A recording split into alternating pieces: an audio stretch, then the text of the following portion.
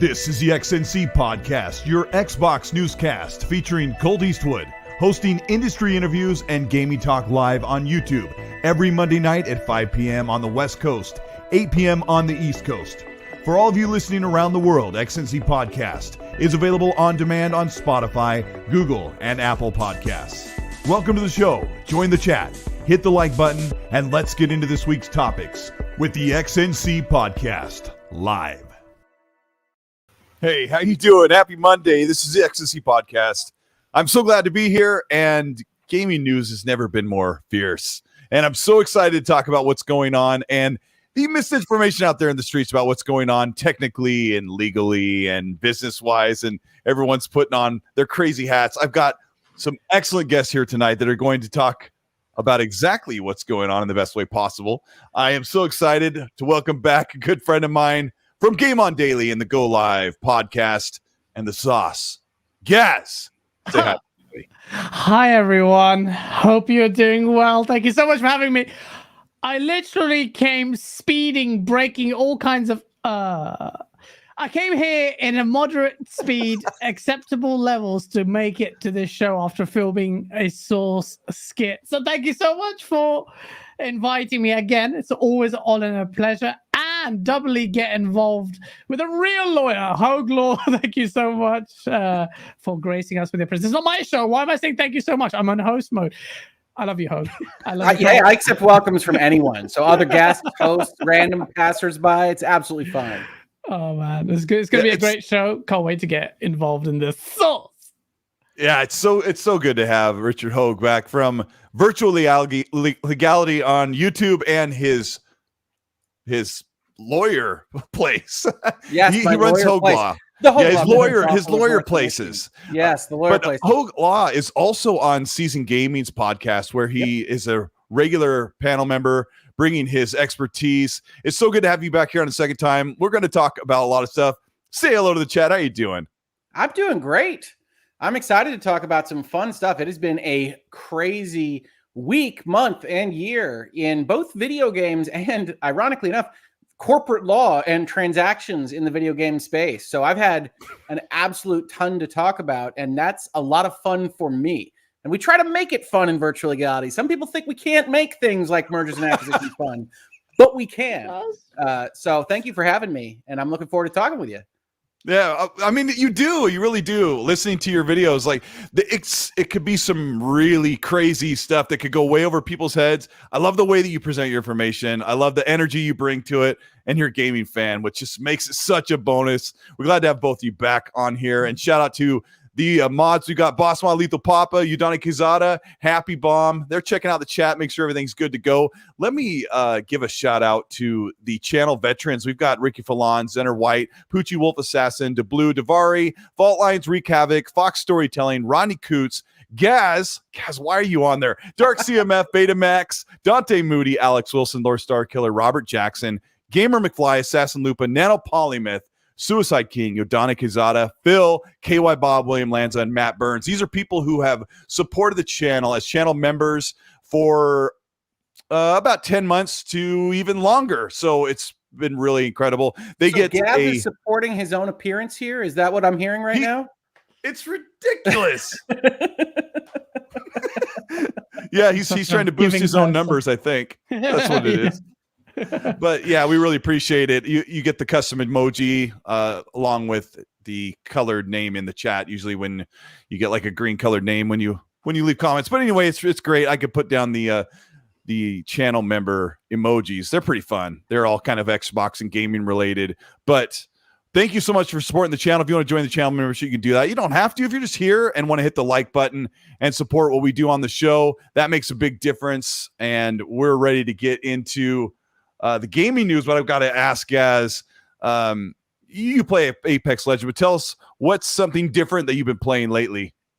I have finally, after God knows how many years, finally played Red Dead Redemption 2, and I am astounded by it. I didn't play it. I held off playing it because a lot of people, and rightly, told me it's a slow burn. It's like, what's slow?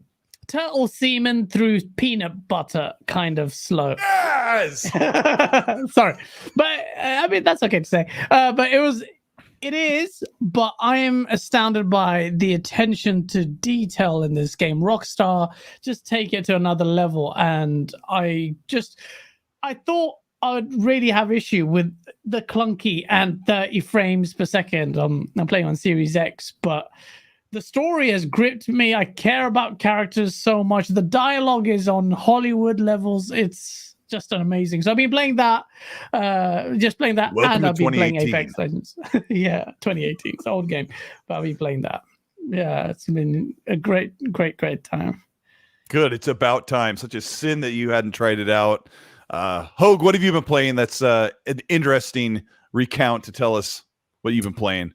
I haven't gotten a ton of time to play in the last couple of days, but when I have, I've been playing a game on Game Pass called Chinatown Detective Agency, which Nice. I would describe as a neo-noir, old-school Carmen Sandiego game. If you can even remember or have a reference point for what that series was, it used to be an edutainment module that you would occasionally be allowed to do if you finish your math test early in elementary school, which was a PC game that came with essentially an almanac. And there would be something that says the criminal is in the country in Europe that has the most people living in it, whatever it might be. And you'd go figure out what that is. You'd chase him down. In this particular game, it's very similar. It's actually got more of a story. It's as I said, it's kind of cyberpunk noir, but you're still left with, okay, here's a picture of a stamp and one word that you can read. Go figure out what country and city it came from and track down who it belongs to and that kind of thing. And it doesn't put it in the game. Much like Carmen Sandiego back in the day, you're supposed to research it on the internet and figure that out, which is fantastic. The only problem with it is if you're too specific about your request, you accidentally find yourself in the walkthrough to Chinatown Detective Agency. So you have to be very kind of going around the edges to make sure that you're not specifically getting the answer to the game you're playing instead of researching some overall kind of global stuff. But it is a lot of fun. It's well written and it's on Game Pass, so I didn't pay extra for it. Yeah, it's one of those that tricks you into learning. Hargit Chani in the chat also has been playing. I've been talking to him while he's been playing this game. I have no idea. But when you say, where in the world is Carmen Sandiego? I know how you're dating how old both of us are because that game was brand new when I played it on the PC at school. And like the teacher would say, if you got stuff done early, you go over. And I think there was 2 games on that computer, and one of them was Where in the World is Carmen Sandiego. And I don't remember having any fun with it, but there I played. I got to read a chat from Hargit. He says, 2 lawyers ganging up on Colt. Hey guys, PlayStation is a monopoly. Of course, he's joking. We're going to talk about that later. There was quite a debate about what a monopoly is. We're going to get into that, of course. And Yodana Kizada, who's also a mod and a channel member, says, can Gaz and Asa change the name of their site to dlcondaily.com? Here's for the sauce, staying and mocking the bad legal takes. Let's get into that really quick. There was some of us who observe Easter here were also an audience to a crazy, dramatic console war fiery storm. Okay, 1 second. Sorry, you celebrate Easter. Oh, are you Jewish? No. I was having Easter with the family yesterday. Okay, so I was hoping you were Jewish because then you had a Muslim, Christian, and a Jew. I apologize for disappointing you. Oh, damn it, Hogue, for God's sake. Just the wrong religion. I'm just kidding. But, yeah, sorry. We got a little bit of everybody everywhere in the chat. We got it covered. But for those of you who are spending time with family, I guess really is what I'm saying. There was like this fierce console war going on because David Jaffe, the creator of the God of War and Twisted Metal, said that God of War Ragnarok to him looks like DLC, but he also said it looks fantastic. I share some of his those firebombs, doesn't he? David Jaffe loves those firebombs. He really does. Did you see this thing unfold? No. Hogue? It's news to me. All right, Oh, I'm gonna what have. the hell? Are you been living under a rock, Hogue? It's You said this happened yesterday. It was Easter. I wasn't on Twitter. Yeah. You're a normal person. Let's be honest. Us saddos living on the internet.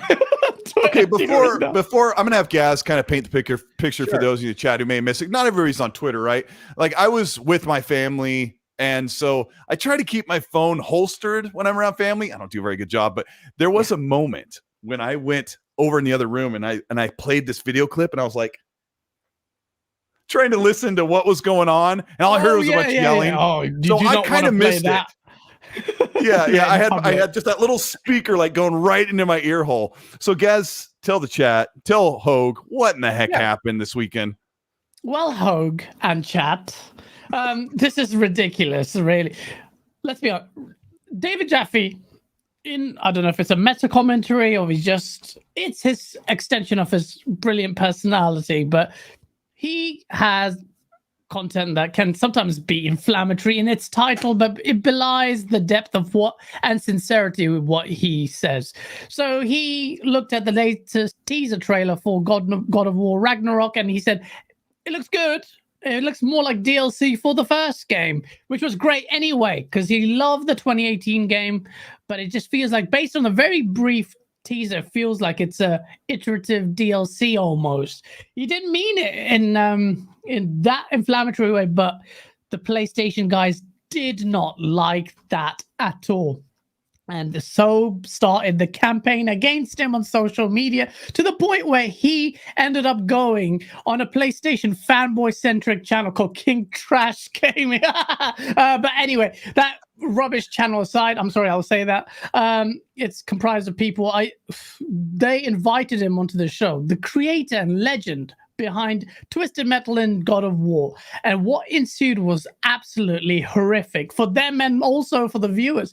You had a chap on there completely insulted David Jaffe's legacy, swearing at him, saying, I don't care, Yelling. you are a has-been, you were a legend before, now you're making YouTube videos, no one gives a damn, I don't respect who you are, I don't care what your legacy is, all because of his opinion that he thinks God of War Ragnarok looks like DLC, which he substantiated. Then he went on and said, you're essentially implying he is a Xbox fanboy. David Jaffe, who just made first-party bloody PlayStation games. Are you mad? And said, oh, your take on Last of Us was bad. Your take on this was bad. After which, David Jaffe couldn't even get a word in because it was just constant expletives both ways, just firing each other, but no respect for David Jaffe. David Jaffe then subsequently dismantled that argument. It's nothing to dismantle. It was just absolute nonsense. And then David Jaffe went back and pulled his review for God of War and The Last of Us and played clips where he praised it to high heaven because he loves those games, and just kind of dismantled their emotional knee-jerk reaction. It was really, talk about biting the hand that feeds you. It was horrific, but I'll be lying if I didn't find it entertaining. After all, I'm the source boss. But it does show some of just weird discourse in gaming. A PlayStation fanboys attacking a PlayStation dev, and not just any dev, a legend that gave them the God of War. Without him, you probably wouldn't even have.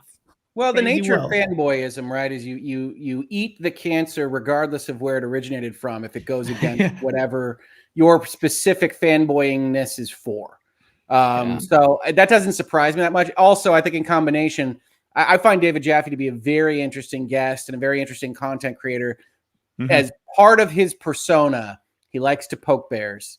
He likes to present things in a very controversial manner. He likes to swear. He likes to get under your skin. Yes. So I have no doubt, I can imagine in my mind how that all happened. And yet, I think if you look at the God of War teaser trailer, which is all we really have from Ragnarok right now, and don't say to yourself, man, that looks a lot like I remember it from 2018, you're probably lying to yourself. Exactly. So I want it to be awesome. I hope it is. But certainly if I have any concern about that game at all, is that I'm worried it'll feel samey. And so that's the nature of a criticism that says it looks like DLC. I wouldn't say that necessarily because I assume that they're going to put a package together that's big enough that it's not going to actually feel like DLC in particular. I don't think Miles Morales feels particularly like DLC, and I think it started its life there. But certainly just that teaser trailer, maybe they're holding things back, says, I feel like that looks the same as what I played, which if you love 2018, maybe not the worst thing in the world. Don't reinvent the wheel. Sure. But it does Which look is that exactly way. what David Jaffe said. He said, if you love 2018, which he absolutely loved, it's going to be more of the same. I do take on point. There's one thing that the comment about describing it as DLC, which I don't think is completely accurate. It is accurate and it isn't at the same time, because that label can be applied to loads of games. I would say a lot of Gears games, apart from Gears of 5, have been like DLC. Forza games, they often feel like they're just iterative to the point where it could potentially be DLC. It's just that when you use that term, I can see why some fanboys got set off, not to the extent that they did, but from the dev standpoint, Corey Barlog and their team, they might not appreciate that because it might seem like it's downplaying their work.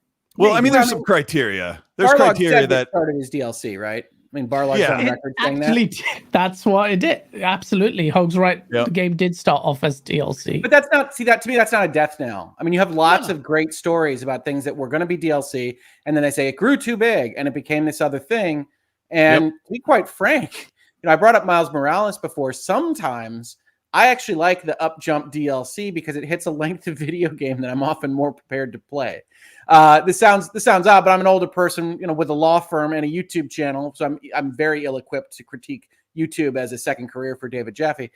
But other than that, I often think you play the next Ubisoft game, and it didn't need to be 120 hours. It'd be perfectly fine at 40 or 30. And Miles Morales delivers something in the neighborhood of 15 or 20 to me. Yeah. Miles Morales was good for like 12 hours when I feel like I just played the Spider-Man 2018 game. I think it was like a 2-year difference, right? But I feel like I just did that in that city. So 12 felt just about right. But there's a couple criteria. Yeah, and there's a couple criteria for DLC, like God of War Ragnarok, Halo ODST, Spider-Man Miles Morales, and Lost Legacy. Like those are standalone. You don't have to own the original game. It doesn't tack on, and it's not super short. So it's not technically DLC, but that's not what David Jaffe said. He said it looks like DLC, and you could take one look at these guys who yelled and cussed at a developer, and they have been many times they have called Xbox games DLC, calling Forza DLC. So like the double standard's crazy. Like, fine, if you want to get mad at David Jaffe, just get mad at yourself for calling other games on other platforms DLC. That's just so crappy. I mean, it's just poor form. I mean, I didn't expect much from that particular group of content creators, but you're talking to a PlayStation legend. How ironic it is. We've had David Jaffe on our show, and people say, well, I'm Xbox centric, yet we showed him masses of respect. I love Twisted Metal. Black will be in my top 10 games of all times. God of War 2018 is probably one of the best games of last generation. Dealer Gaming, he's a predominantly Xbox guy. He says it's his game of last generation. Why is it that we can show so much respect to a PlayStation exclusive dev, former dev, and the PlayStation guys can't because of this comment? Which goes I think that's unfair to say the PlayStation guys there. Fanboys, sorry, the fanboy contingent. This is a specific crew. Yeah. And I know plenty of PlayStation folks that are running sites and would have the proper respect. To me, it's not even fanboyism or David Jaffe or anybody else. In general, if you're running content, if you're putting a stream on, if Colt had come on and just started berating me for something I had said and sworn at me, that's not a great way to have a guest on, I don't think. It's not. So, I can't imagine that's step one, right? It's respecting other human beings. It's just video games. How can you sit there on a live show in front of however many people and cuss out this other human being that made video games for having an opinion of his? He could have said that it was here. I'm raising my voice as well. He could have said that. He could have said that it was DLC, but he said it looks like DLC, right? And it's milquetoast, right? It's soft. It's a soft pedal anyway. It's like what we've seen so far. Milquetoast looks like nothing. And it's like, we know there's more. We know there's more than that teaser trailer in Ragnarok. We know that. So 100%. right this second, it looks a little samey. Let's hope it's not. Yeah, no, absolutely. Yeah. And Well, I they think said it's going to 2018 be like Ragnarok's going to be amazing. It's going to be an amazing game. I think you could get about 32 hours. I think I got 25 hours because I didn't go and get all the Valkyries, blah, blah, blah, right? But I think you can get up to 32 hours on 2018's God of War. And they said that this one's like pushing 40. So like they said, it was going to be DLC. It got bigger, and we've seen that many times. It got bigger than it could be. It's a standalone. It's going to be amazing. And it'll be a $70 game. But yeah, that's just crazy. But those guys should be embarrassed. But yeah, they're not going sounds to be. it. I can't, I don't have personal info on this, but from your stories, it sounds like not a good situation. watch the source video that I released tomorrow, Hogue. I will check it out. Yep. I will check it out. And I'm coming from a specific perspective. I'm not the world's biggest fan of God of War 2018, so I want them to improve on that from my perspective. So I'll give them a chance, even though I don't like the first one that much. I really liked it, but I liked Spider-Man won me over in every way, and I'm looking forward to playing Ragnarok. It's we don't know if it's going to come out this year, but I'm going to put my pin on September. Let me read a couple supers here from Nano Polymyth. Thank you so much for the £9 super chat. Says, cannot stop. Just popped in to wish Gaz a very happy birthday and ask if he'd like new God of War DLC. Huh? It's not my birthday. It's not my birthday. Always Gaz's birthday when I'm on with him. We've been on like 3 shows together. It's always his birthday. Yep. It is kind of strange, isn't it? It's something that won't I just die. figured something like he gets desserts at Applebee's or something. He's just really into. Yeah, maybe that's why it is. I like people He's getting in those free restaurants little singing tiny Happy Sundays. Birthday. I hate that at restaurants and people do that. I hate it's so embarrassing. I'm just going to figure out where you are and pull some in now, Gaz. Do they do that in the UK where they all come out and they clap and sing sometimes if you tell the restaurant they do that. I find that embarrassing, and I just came back from running around like a madman in central London with a camera and hair. You'll see it from the video tomorrow, but that embarrasses me. That embarrassing when they happy birthday. So thank you, Nano. He says he wanted to know if you'd like God of War DLC as a gift on PlayStation 4 or PC. He's being messy. He's being so messy. Shab's Inevitable, thank you so much for the £5 super chat. He says that podcast that we were referring to I'll kind of censor what he said. He said that they're just gathering together to find their next prey. They're not even talking about PlayStation. They're always talking about Xbox. Yeah, I mean, why? Why do they do that? Shabs. It's so messy. And King X Leonidas, thank you so much for the $2 super. He says PlayStation fanboys has got the worst from Xbox competing again. And we are going to talk about that today.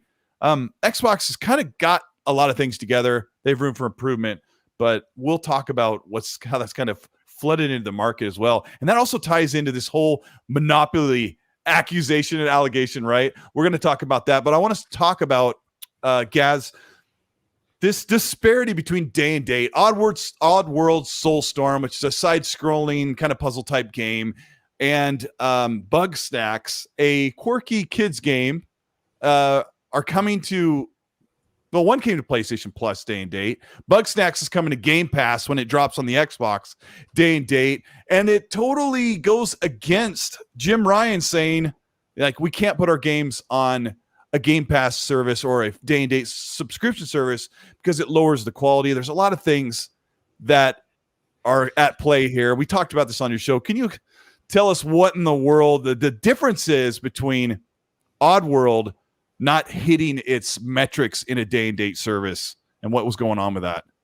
I mean, I don't think that is an example of Jim Ryan. Okay, well, we have to park that to one side. What Jim Ryan is saying about that being sustainable, I think it's complete utter nonsense, really. That's the excuse he used for PlayStation not being able to day and date because their quality would suffer. That's a quality issue.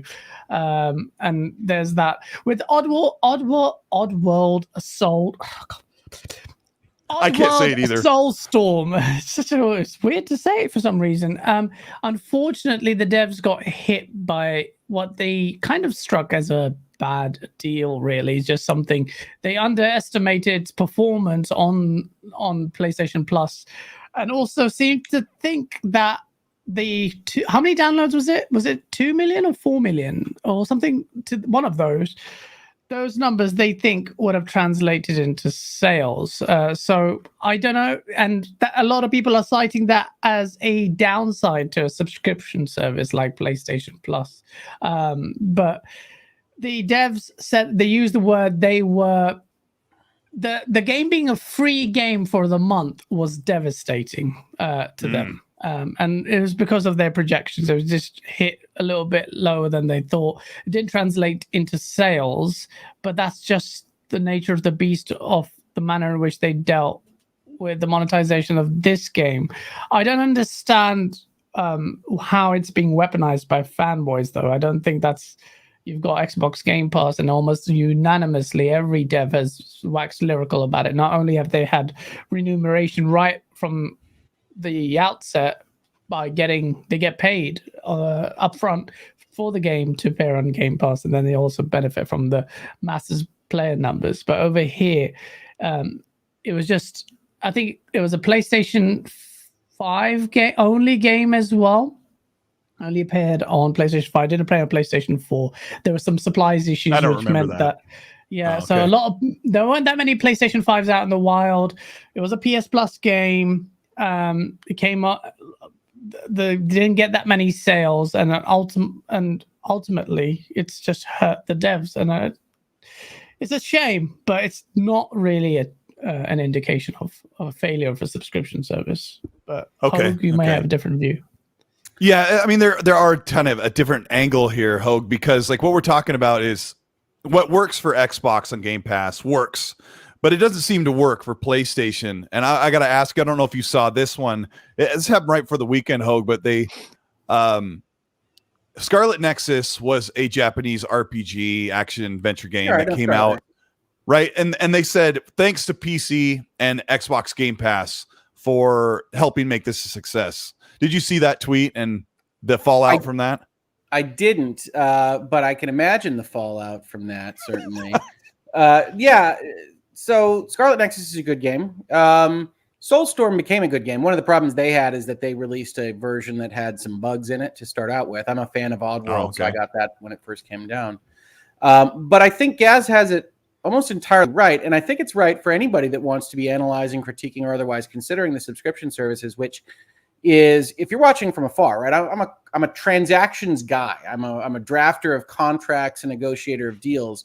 One of the things that's always been opaque from the outside and watching all this happen is that there are numbers in those contracts that can make it work for at least one party. Game Pass and Xbox believes they can make it work for both parties. And there are numbers that won't work for either party.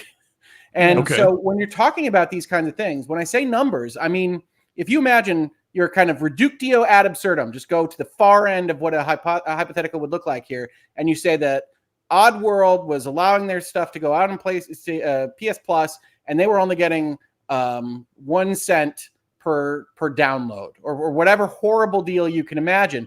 You can easily see that is never going to get an ROI for that company, right? And then there's some place where they get full value as if someone had bought it if they download it for free. Obviously, Oddworld, thrilled, great times for all. Maybe not great times for PlayStation. So part of all of this happening is Xbox constantly doing A/B tests and experiments and figuring out what works for them. And I would say this, Jim Ryan, if we're reading between the lines, and you can read through all those and says, I'm not going to do day and date on PlayStation Plus Special Extreme Ultra 238/2 or whatever they're calling their various tiers at this point in time, says I can't justify day one releases. It means realistically that he doesn't believe that anything that is coming out of Game Pass or press relations or marketing is sustainable. That what is happening at Xbox is that they have a big war chest of money and that they are subsidizing Game Pass and giving numbers to the developers that make it work for them. And then at some point they have to hit the button, right? We understand at a fundamental level that Game Pass is in user acquisition mode, right? We all remember Netflix at very cheap prices. We all remember even Disney Plus was at a price that was much less as of even just a year ago. And you've got this version of collecting things for a subscription or a streaming service that is, we're going to collect bodies and then we're going to boil the frog. And we're going to try to keep those bodies while we make more money. And I think that's a good analogy, as weird and graphic as that is. I think PlayStation's version of this is looking across the aisle and saying, we don't believe you. That we don't believe that this is actually going to work on its own. And so when they say things, I think Gaz called it out as butt kiss or whatever he said about it, that we can't keep the quality up when we do day one and day eight. I honestly think that Ryan believes that. I think he's wrong. I agree with Gaz, but I think they look at the numbers and they look at the model that they've always used, and they can't imagine an ROI that is sufficient on a day one release and a subscription service to pay for what their current process is in their pipeline.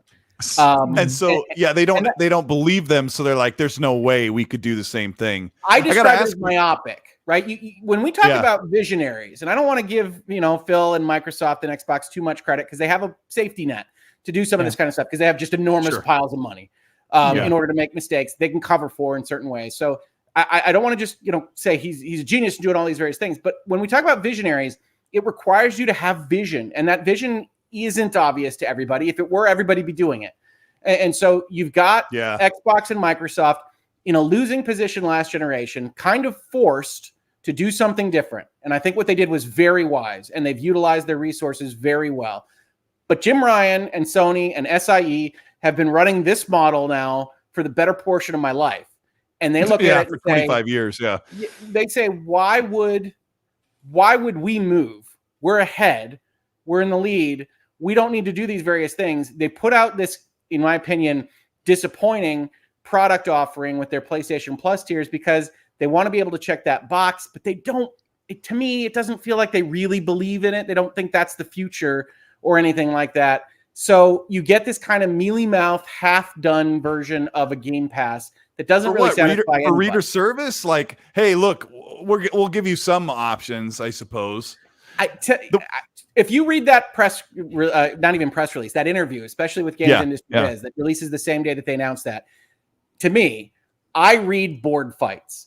I read strong factions within SIE that are disagreeing as to what they should be doing. You hear these references all over the place about, well, we were talking about it internally. Like, go read through that interview and list every time he says, well, we talked about it internally. We pushed for this. Who can believe we're on PC right now? There were a number of people that were against it. He's talking about internal fights. It's not us. He doesn't give a crap what we're saying about PC or not PC. That's obvious. He's talking internally about that company, and they're going through a transition. Game Pass has pushed them in certain respects, and I think they'll ultimately get there. Sony is slow to move out of the leader position. They always have been.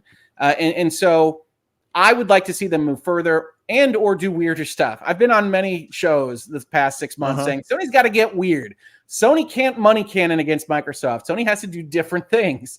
And then we'll have a great, robust video game economy where you got Microsoft doing its thing. You got Sony doing its thing. They're stuck in a transition phase right now. And I very much hope that they, get all their ducks in a row. But as it stands right this second, they're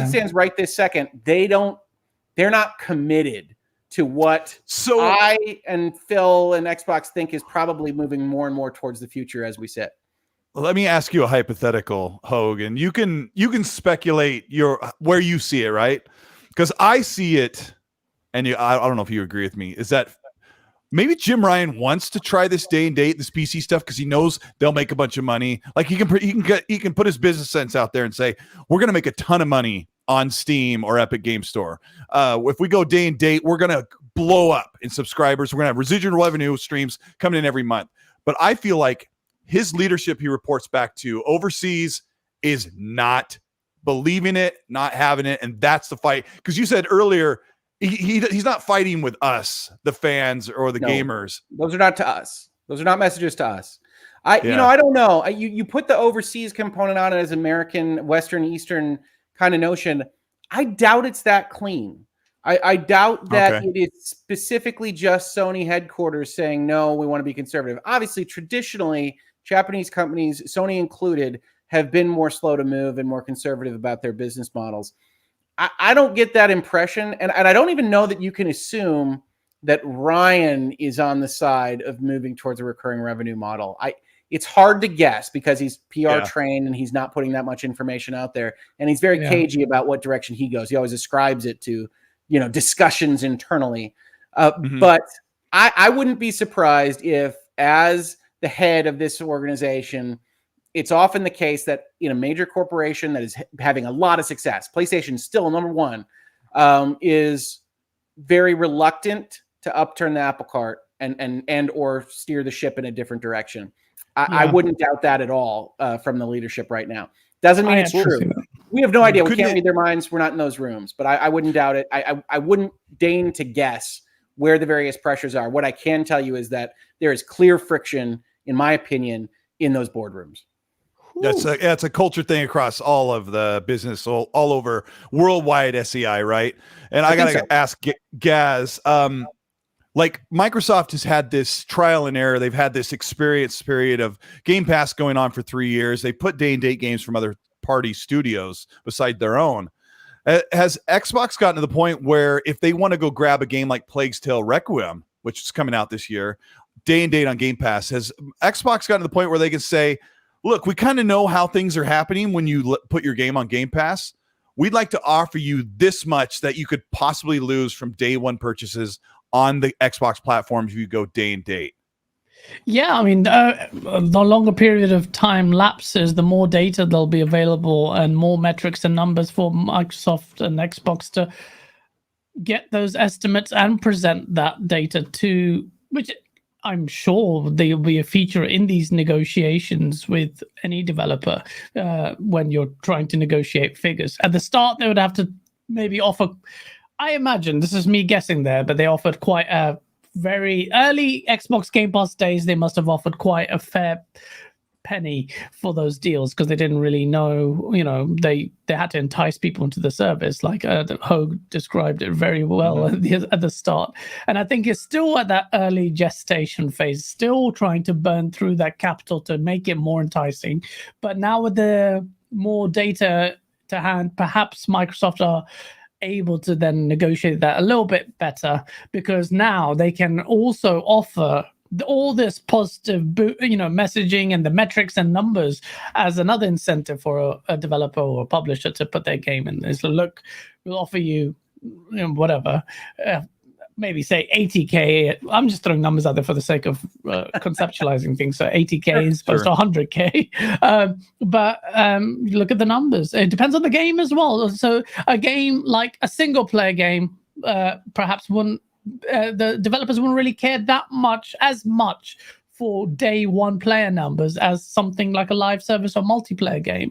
So it's going to be a constant state of a myriad of different factors in negotiating with these. But I think to answer your question, I'm sure they have a decent amount of time has lapsed since its introduction, the service that is.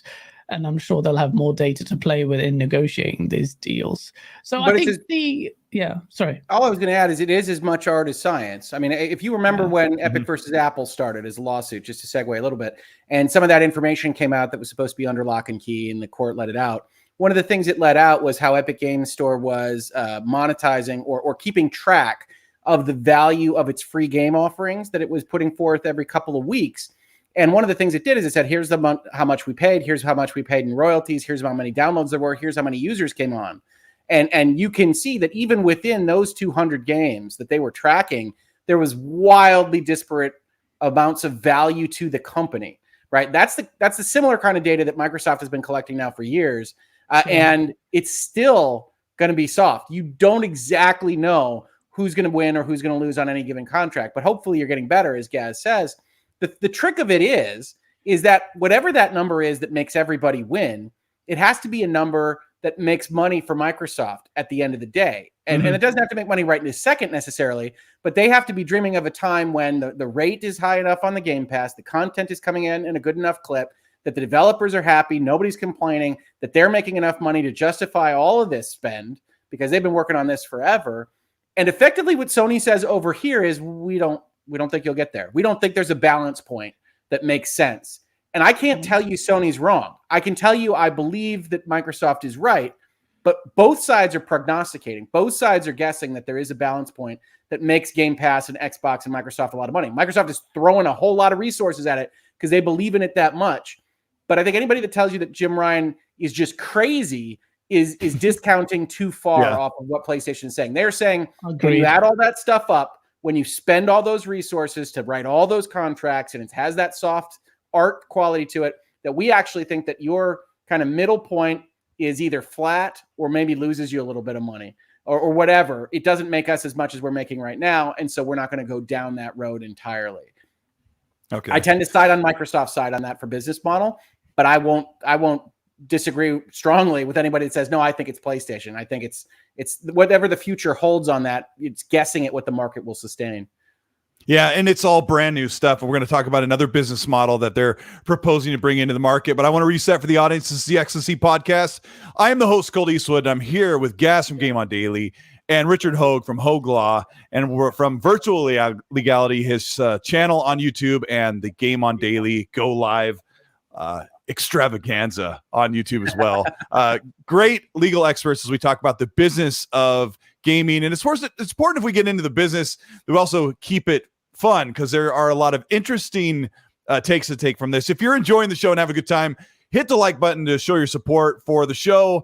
And let's get that up to 500 as we get in. We've got over 800 people who are watching the show live. And if you want to check out the show, or if you are while you're lifting weights right now, I would, do those curls and have good form. Take care of your body. If you're checking this out after the fact at the gym or you're mowing the lawn or out walking the dog, I like to do that too.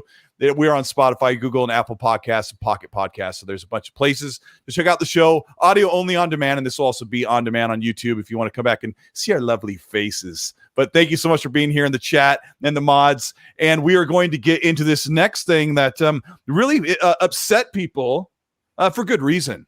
But Microsoft is applying for, I don't know if it was a patent, but they're talking about a way to get ads, real product placement into their games from their studios, another revenue stream that is not welcome from gaming fans. And I want Gaz to take a hold of this, because I know that you do not put up with bull crap. What is going on? Where's the monster drinks in my next game from Xbox? You know what? You say I don't pull up with bullcrap. I always thought in-game ads was a bit not a massive problem, because you have fake ads in games. So it's like, well, it's not. If Microsoft do it, sometimes part of it does feel slimy, and the moment you allow that to happen, I will say corporations will take the mic and it becomes an extension of what we see on TV. They will come running. Yeah. So Tell me the good part of what could be good product placement in games. Give me some examples. I mean, you've actually had it for years. You had it infamous, PlayStation exclusive that had Subway in there, and like in one of the shops, like a Subway shop. Was Subway infamous? I actually don't even remember that. That's awesome. Yeah, I don't remember that. Yeah, which is fine. No one really cared. I mean, if it's like a place where an ad normally would be, it wouldn't. But I can just see when advertising. Can I say one where I like ads? I like sports games. I like them with little ad sponsorships. It adds to a little bit of reality to the broadcast. And racing games. I don't want to watch 3 minutes of ads, but I do like a little. Yeah, the race is introed and says brought to you by Bridgestone or whatever. Do not care. Yeah. It is weird. Like when I play a sports game, and like if I'm playing a baseball game, and over there by the third baseline it says Bob's Rubber Band and Emporium, and I'm like, what is that? Because they don't, instead of having like a Geico ad or something, and this show is not sponsored by Geico, it's by Progressive. But anyway, no, that is interesting. So yeah, I like it. Real product placement. This is such a dangerous line. Go ahead. It's a dangerous line, and that's where the companies will take them. I think I haven't played Death Stranding, so massive like disclaimer there. But I saw like Duracell or Monster, and it was so in your face. I'm like, you obviously got paid. Those got pulled. That I don't like. Those got pulled. Interestingly enough, that I love Death Stranding. It was one of my games of the year for whatever year that was, 2019, I think. Yeah. But in the director's cut, there's no Monster Energy. There is no extra batteries. What, did the licensing agreement run out, or did they? I have no idea. It's very curious. Again, as a contract type lawyer, I'm like, what happened there? Why is there no Monster Energy? I'm intrigued. 2 years later. Yeah, I think the drink. I think the drink is like Kojima drink or something. Like it's a fake. It's a fake drink you drink. Kojima-san. Yeah. Kojima sauce. It is so weird, because I want to kind of go down this road with you guys on this thing, because if you allow product placement where it makes sense, because you can go around an open world city and there can be a fake sandwich shop. And it's kind of funny because the team has to come up with the name and come up with the logo, and it's goofy and it can be kind of cheesy. But if it was real companies, well, I watch so many TV shows where they'll pull up their laptop and the Apple logo will be like right in the camera. And that Apple demanded that the Apple logo was in camera at a certain size for a certain duration. Sure. Hogue, this is the dangerous thing I'm talking about. What could go awry with in-game product placement? Well, Apple has the rules. They got those were leaked out, which said, apples can't be used by villains. I don't think. I mean, there was all sorts of stuff. Your lead antagonist can't have an apple. Villains.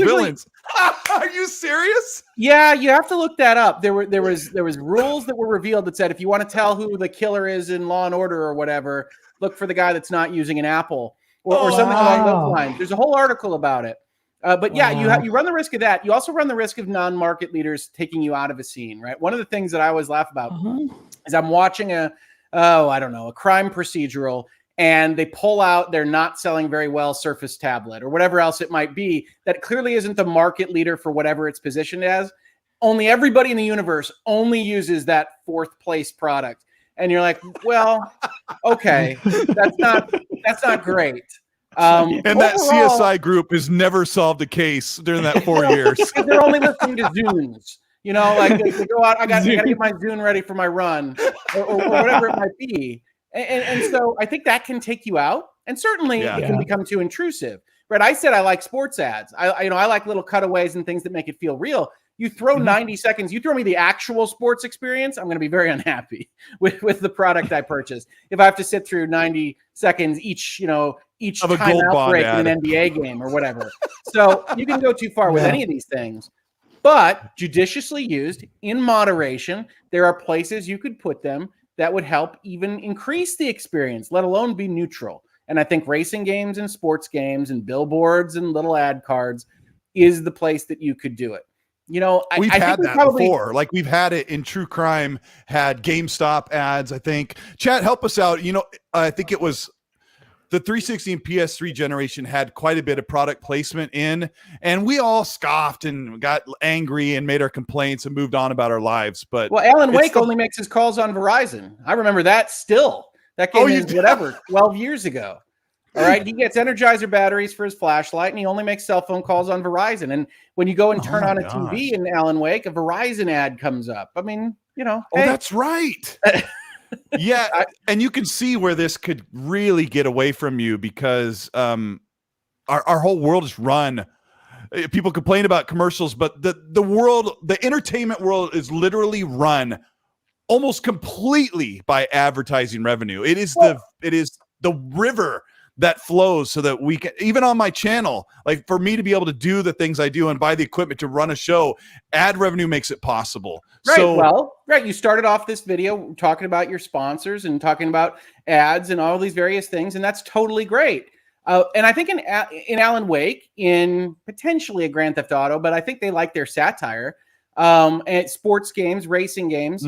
I think those are all real world things that can fit in an ad. You start adding an ad to Gears of War that's supposed to be in a different universe, or Super Lucky's Tale in a way that doesn't work terribly well, or anything else along those lines, I think you've got a real problem. For instance, Death Stranding is a great example that Gaz brought up because we're post-apocalypse in Death Stranding. Where in the hell are they getting all these Monster Energy drinks? I mean, nobody is making anything. He's carrying them on his back. That's how we get them. You'll transport from place to place. It can take you out when you've got those kinds of situations. And so I think I'm an optimist, right? I say, hey, there is a revenue stream to be gotten there. Be careful with it and go enjoy it. But I worry is the same as anybody else, which says, okay, they opened the gate. And so now the A button is brought to you by Subway sandwiches. Every time you press A, you're going to get a Subway and go from there, right? So, I mean, I think that's the kind of thing that people worry about. Cards everywhere. Your menu screen is now brought to you by Energizer. Yeah, I can see that. That's the slippery slope. Like the way you say it that way, yeah, I take it back. But I do see gamers actually being quite resistant or aggressive against the idea. I actually let them well, not let them. I'm not the arbiter in allowing this stuff happen. I just sit in the sidelines and say that's fair enough. And I have to say, like, for your entertainment, you don't get to have anything ad free. You can go to movie theater and you don't have to wait through ads. But games have always trailers though. They'll advertise you the next movies. Yeah, and we love that. We love that because it's not an annoying commercial for. That's a great analogy there. Bob's Jockstrap Emporium, right? If you like the ads, then but maybe again, Optimist Rick. Maybe you start to get ads that are directed towards the gaming experience they're placed in, and you like them in some respect. I mean, that would be nice if there was actual creative put to those, something along those lines. But movies advertise a lot. It's just things that people generally care about because they like trailers. And there are product placements in movies, and sometimes they do a really good job of hiding it. I got to ask you and the chat, like, is it going to be just restricted to in-game product placement? Like, because I don't think that Microsoft's looking at a way to interrupt your experience through by putting an ad forward. But that was something that PlayStation actually patent applied for 10 years ago. And I hate whataboutisms because that's never happened. It's probably something like patents always do. You come up with an idea, you lock it down just in case it becomes a viable opportunity. That's the right answer. You've got researchers and developers doing things all the time. And if they've come up with something novel, you go get the patent regardless and you put it in your portfolio. That's how that works. So some of those articles that come out and say, oh, they were going to make a split controller that you throw half at the screen and then you beam something else to the other half of the controller. You say some scientist somewhere said, hey, this works. And then Sony locks it down or Microsoft locks it down because maybe it'll have something that isn't stupid on its face as a use case in the future. Yeah. And we want to have the rights to it. Yeah. So I just, my big worry, I don't sit and worry about this stuff. Honestly, when I saw this, I knew people were freaking out. I'm like, I'll hang back. Cause to be fair, if this becomes a problem, well, I don't think we'll be able to stop it, but I really think it's going to be product placement, Bridgestone tires, Firestone or whatever on billboards, and Forza and GT have already been doing that for years. So, but it's when you said Mahog, when you mentioned Grand Theft Auto, it kind of takes away. I don't think Grand Theft Auto will do it because they like to do a spoof, right? Well, you know what they need? They need the ability to blow things up. They need the ability to do bad things to places in the city and to have bad things associated with the products. So much like you see with like racing games that have been very cautious about, damage to their cars.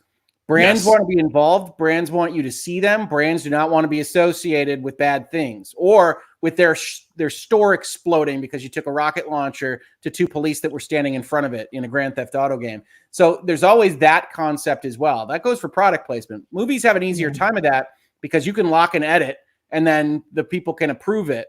Video games are a little bit outside that because you don't know exactly what a player is going to do. That's why those types of agreements have always been a little bit more touchy throughout this whole process. Yeah, where they say that the experience could differ when they say when you're online, you have a rating for something. So advertisers are worried about what you're going to do with their product. Yeah, that's it. That is one of the reasons why damage models on licensed cars. Yeah, you're driving a Mercedes-Benz racing car. It's only going to have so much damage to it because people go, "Oh my gosh, I'm never going to buy that car in real life." Not that I can afford one, but I think the worry is overblown from the brand holders, but they definitely worry about it. Yes. So, what is Microsoft's intent? Is this just something that they're like saying? Is this a possibility? Or are we going to get corporations coming in, or they have like a game plan? I'd say toes in the water. I think people that are worried about even the toes in the water have a right to be worried because generally what you do with one of these is that you go a little bit. You just do something that is easily digested by a lot of people that doesn't even bother them. And then you do a little bit more. You start at horse armor and you arrive at whatever we're at in 2022, right? Boil the frog. Yeah. So I think that they will probably try to see what they can do with it. If I were advising them from a business strategy standpoint, I'd try to put it in the most realistic looking, the most realistic placed games, sports, racing, those kinds of things as possible. Have it evaluated by people, then try it a little bit more. Advance it to some other area where maybe it's not as obviously good and see how much pushback you get. Because Microsoft does respond to pushback. Microsoft got pushed the hell back on their gold doubling the price. I mean, that happened in 2 seconds. So Microsoft knows when it does wrong. They've been very responsive this generation to feedback. So I would imagine they're going to evaluate it because they're all about those recurring revenue streams. And I don't think they're just going to let it sit on the shelf. Apologies. I absolutely agree. Microsoft is responsive. Xbox's success, it seems to be hinging on being responsive to fan feedback. So it's been so disconnected as of last gen that as a fan feedback, it's attained the position where it is now. But they will absolutely, you're right, they will keep pushing, especially as we move away from the traditional, boxed game and now it's a service models. They'll be desperate. I think they're desperate to try and squeeze as much as they can out. And I don't think it's a bad thing. We will remind them and swiftly give them a kick up the backside. Even this week with the NFTs, like Mike Ybarra, there was some article written by VGC saying they're going to push. I don't believe Mike Ybarra? Can I say that? Am I allowed to say that right here? You can say that. You can definitely say that. I mean, I don't blame him. I don't blame him for his public response. I also don't fully believe that they aren't at least exploring possibilities. Mike Ybarra is heading that whole entire studio conglomerate, and when he says no one is looking at NFTs, what's he really saying, Hogue? Well, he's trying to see. He said a very pure statement, and I think it's true insofar as everything that you say in that context has to be true. You're being vetted for those kinds of things. So nobody has gone far enough to be quote unquote looking at NFTs. There is no way in hell that there isn't a business unit at Activision that isn't examining what they could potentially do with those kinds of technologies. And maybe they come up and say nothing, but there's just no possible way that they aren't at least exploring it. And they know better because they see what happens to Ubisoft. They see, I've gone on my channel and said, there's a very significant pushback to NFTs and even discussions of crypto and anything like that I think is unwarranted in so how vociferous it is. I'm a technologist, right? I'm a venture capital lawyer. I work with young companies that seemingly have crazy ideas, half of which don't work, many of which do. And I'm the lawyer. I'm not the business visionary. I'm not the genius. I can't tell the difference. I honestly can't. So I advise them and I help them grow and do those various things. And I look at NFTs and I say, it's interesting. I don't see any use case right now, but I'm not like immediately against on a kind of vitriolic basis people exploring. I'm not against Ubisoft saying, does this work? And if it doesn't, great. If it does, if they find something that people actually like, great as well. But there's such a strong feeling towards those right now, I think largely because they really have been a center point for a lot of fraud, a lot of kind of sleazy deal making and a lot of those things. I don't blame anybody for that either. I'm just far more reluctant to just say this will never be anything ever and it's horrible and we should kill it forever than other people on the internet. I also wonder if NFTs become one of those things that I just don't ever bother with. Like if they became a integral part of online games and cosmetics, they may be exactly like microtransaction cosmetics where I almost never bother with them, so they don't affect me. But they seem to affect the gaming community as a whole. I'm in trouble. Gaz does have a bit of an Apex Legends problem.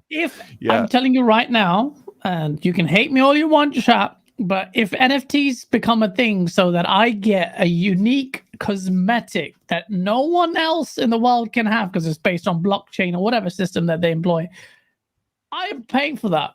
Because I'm a vain piece of and that's just the way it is. I like that you have a button ready for that. Especially at Cold Show. And it's so true. Like, why would that bother me? But I get it. Like, people are that change is so severe for many people. Let me read a couple super chats here. I got to get this one that's gotten out here a while, but thank you so much, Hargy, for the $2 super chat. He hit us a tiny Tina global key for Xbox. Please go play that game. It is so fun. He also says, man, the disrespect the host showed to their guest, talking about David Jaffe, Hargeet says was incredible. Quite a bit of insecurity and sad. Duvy, thank you so much for the $5 super. He says, isn't it weird that PlayStation used to come up with game demo discs back in the day, and they're putting them behind a paywall? Yeah, I don't know what they're going to do with that, but I played Cool Borders and Metal Gear Solid, like you got to play the first 45 minutes. Man, I subscribed to PlayStation Underground. Those things were crazy. Yeah. And you get a disc. Yeah, no, it was a little subscription service. You get them in the mail, and they'd have like a demo, and they'd have some interviews. Like this was really before the modern internet. They'd have some interviews with some developers. I remember there was a big long thing with Phil Hartman and Blasto, and they'd have secret codes you can get in that had like behind the scenes. Oh man, PlayStation Underground. I'm really dating myself in this entire episode. Yeah, I mean, my brother-in-law, when he was like 14, we got pizza, and Pizza Hut came with the demo disc. I think it was Pizza Hut. Yeah, there was a demo disc with like 3 games on it, and you could put that into your PlayStation 1, and you'd have access to like 3 different games. I think Crash Bandicoot was on there. Those were cool days, very cool days. I played the Final Fantasy VII bombing mission demo disc until it broke. That's how much I played that demo. Yep, no, it couldn't play anymore. And then I had a month to go before the game released to tell you how excited I was for that one. Yeah, those are good days. Those days are they're now it's behind a paywall. Jonas the dad says with $2, happy birthday, Gaz. Starfield gameplay in June. Yes. That's what I'm gonna say. Hey Blinken. Hey Blinken. Sounds funny. Sounds like Abe Lincoln. I like that. Thank you so much for $10. Says Porsche wasn't in Forza 6 because Porsche didn't want their cars to be shown with scratches or cracked windshields. Oh, that's quite regular in the space. That happens quite a lot in car racing games. I never heard about the Apple thing. That's quite funny that they mandate how it's utilized in movie scripts, and it's an extension of that, really, if you think about it. If that anything, it's a more broad restriction. Don't have our cars in a game. I don't know if that was what the deal was with Porsche. I just think that Forza didn't have the license. I don't think it had to do with, because I know the Porsche was in the Need for Speed games, and those games got scratched up. I don't know if they broke the windshield. If they're the windshield isn't really that big of a part of the car, you can get it anywhere. Danny Passion with the $5 says, I finally got to play Fanboy Maker God of War 2018. I almost quit due to its linearity and the sad dad thing, but the ending was epic. A 9 out of 10 for me. That did not sound like a 9 out of 10, but shout out to you for finally playing God of War. Look at you got Danny Passion and Gaz living in 2018. What about you great guys? And Hey Blinken has another one. Thank you so much. I think they're working on a rented ad space system, much like how Lamar rents out billboards. Now, what do you think of that, Hogue? Like a rented ad space system for games. Yeah, I mean, that would just be like a Google Ads, right? So you'd figure out a way to have your interfaces have spaces to put various little things. We ignore these a lot, right? And I don't know what kind of TVs you have, but certainly most modern TVs, you turn on your TV, you go to see your sources or whatever, there'll be an ad for something in your menu now. And it may or may not be something that you're interested in. I imagine it's something along those lines of putting it in places that aren't really game adjacent. You couldn't just rent ads that would actually work with the code. But you could potentially put it in some kind of interim period. Like think about if you leave your Xbox sitting there and you don't mess with your menu settings so much, eventually it'll go dark. It'll try to save your screen and it'll put like achievements up on the side, right? If you had a space on that big giant gray box that just said whatever, Buca de Beppo, then that would work. That would work just fine. Probably wouldn't offend anybody. So they could be looking at that as well. Fully UI based ads in various places. What if they try to shoehorn like a static ad in a loading screen or some games have done that. Well, then you're becoming a mobile. Then you're risking becoming a mobile company, right? Like people have certain associations with that kind of interaction with a video game. And I think that's realistically the people that are really worried about Game Pass and that it definitely incentivizes engagement over downloads. They're thinking about gacha games and mobile games and whether or not people will just start kind of moving that direction. So if I'm Microsoft, my advice might be don't immediately start looking like a mobile game to the best that you can avoid doing that, because people will react strongly to that. That would be serious kickback. One of the things that has really been kicking people in the back, well, shout out to a Dealer Gaming segue, is the weekly MPD numbers and the global numbers for the Xbox. This is a really tough subject because PlayStation, I would love to hear Hogue on this one as well. Of course, PlayStation has got this really bad supply problem with their chips. Yep. And Xbox is doing really well as a platform. They're not in a situation where they're just not selling consoles because nobody wants it. They're really an alluring platform, so they're selling great. I've got some numbers before I turn it over here. Sure. In North America, excuse me, the Xbox is at 108,000 sales for the past, I think this is for the month, but these are weekly updated. That sounds like a month. So yeah, I think they're updated by weekly. So the numbers were a little bit lower last week. So for the month, 108,000 in North America for Xbox Series S and X, and 65,000 for the PlayStation 5, which is crazy. And analysts are expecting that the Xbox may surpass.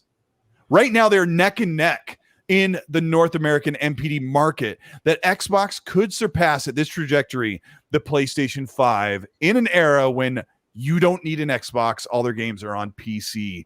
Absolutely crazy. Gaz, the UK sales for the Xbox are at 39,000 and they are at 41,000 for the PlayStation. So they have a slight advantage. And EU Xbox takes the advantage at 173 versus 144,000, which puts the Xbox at 30,000 worldwide sold in the past month. So anyway, yeah, that's what's going on.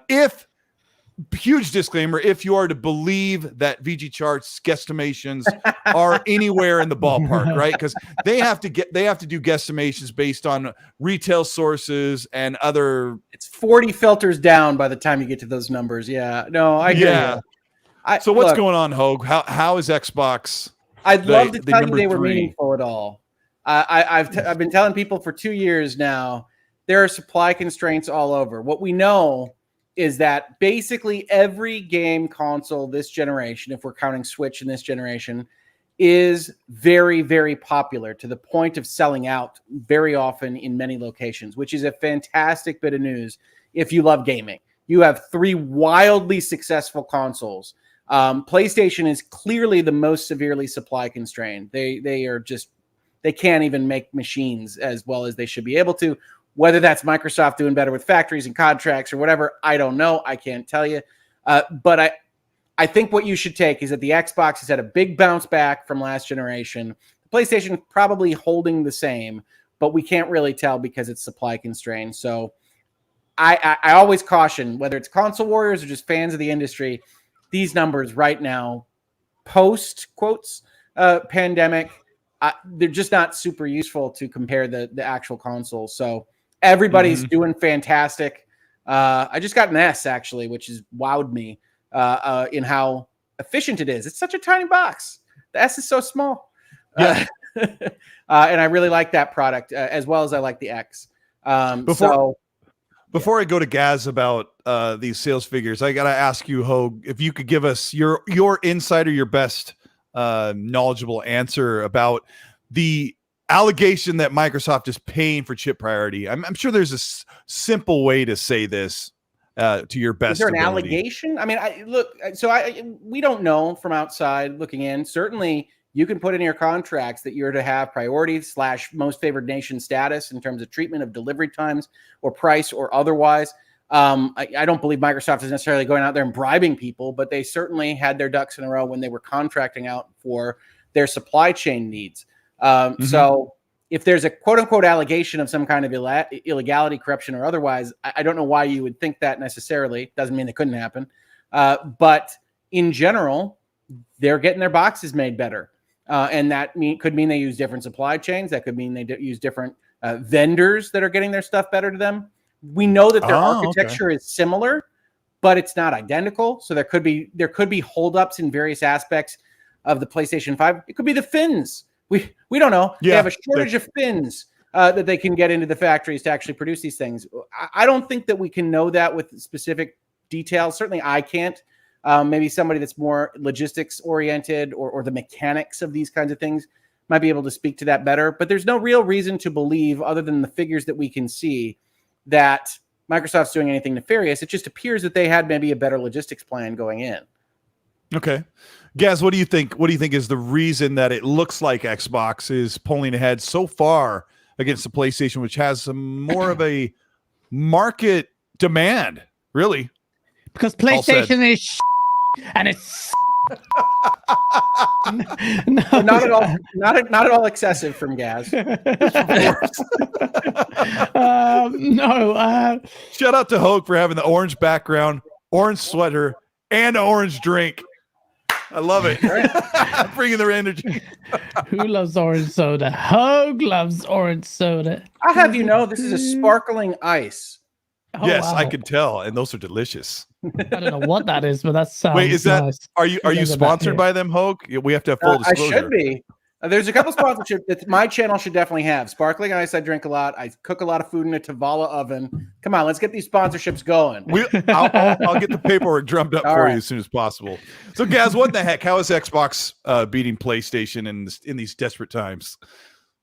I told you. No, it's kidding. All joking aside, I think it's a combination of. I think the stock shortages are a massive player in that. That's the principal reason why PlayStation is being outsold by Xbox. You can point at the sheer monumental levels of value you get with Xbox Game Pass, but subscriber numbers at 25 million, or even if you say 30 million, aren't enough to justify, I think, but the kind of disparity, I'll say disparity, but lack of sales in the PlayStation. What the hell just fell in your background? Don't worry about it. Just keep the show going. It's been happening all day. Come on, man. Stay in the scene. This is the tape, Gaz. Come on. Oh shit! I just saw it on the replay. Let me hold your thought. This is crazy, but I got these disc plates. They're gigantic aluminum signs. It's not a commercial. They're huge, and they stick up with double stick and magnets, and they have fallen off so many times. I do not recommend this product. I came in this morning. Not a It commercial. knocked down my controllers, knocked down one of my records, which is a glass frame. I'm surprised it didn't break. I came home. I'm like, what happened? they're not reliable. So it knocked down one of my decorations, and I can't get it to stay up because everything's been shuffled. Keep doing the show. We move on. It's dangerous in here. I'll get to be headed by one of these things.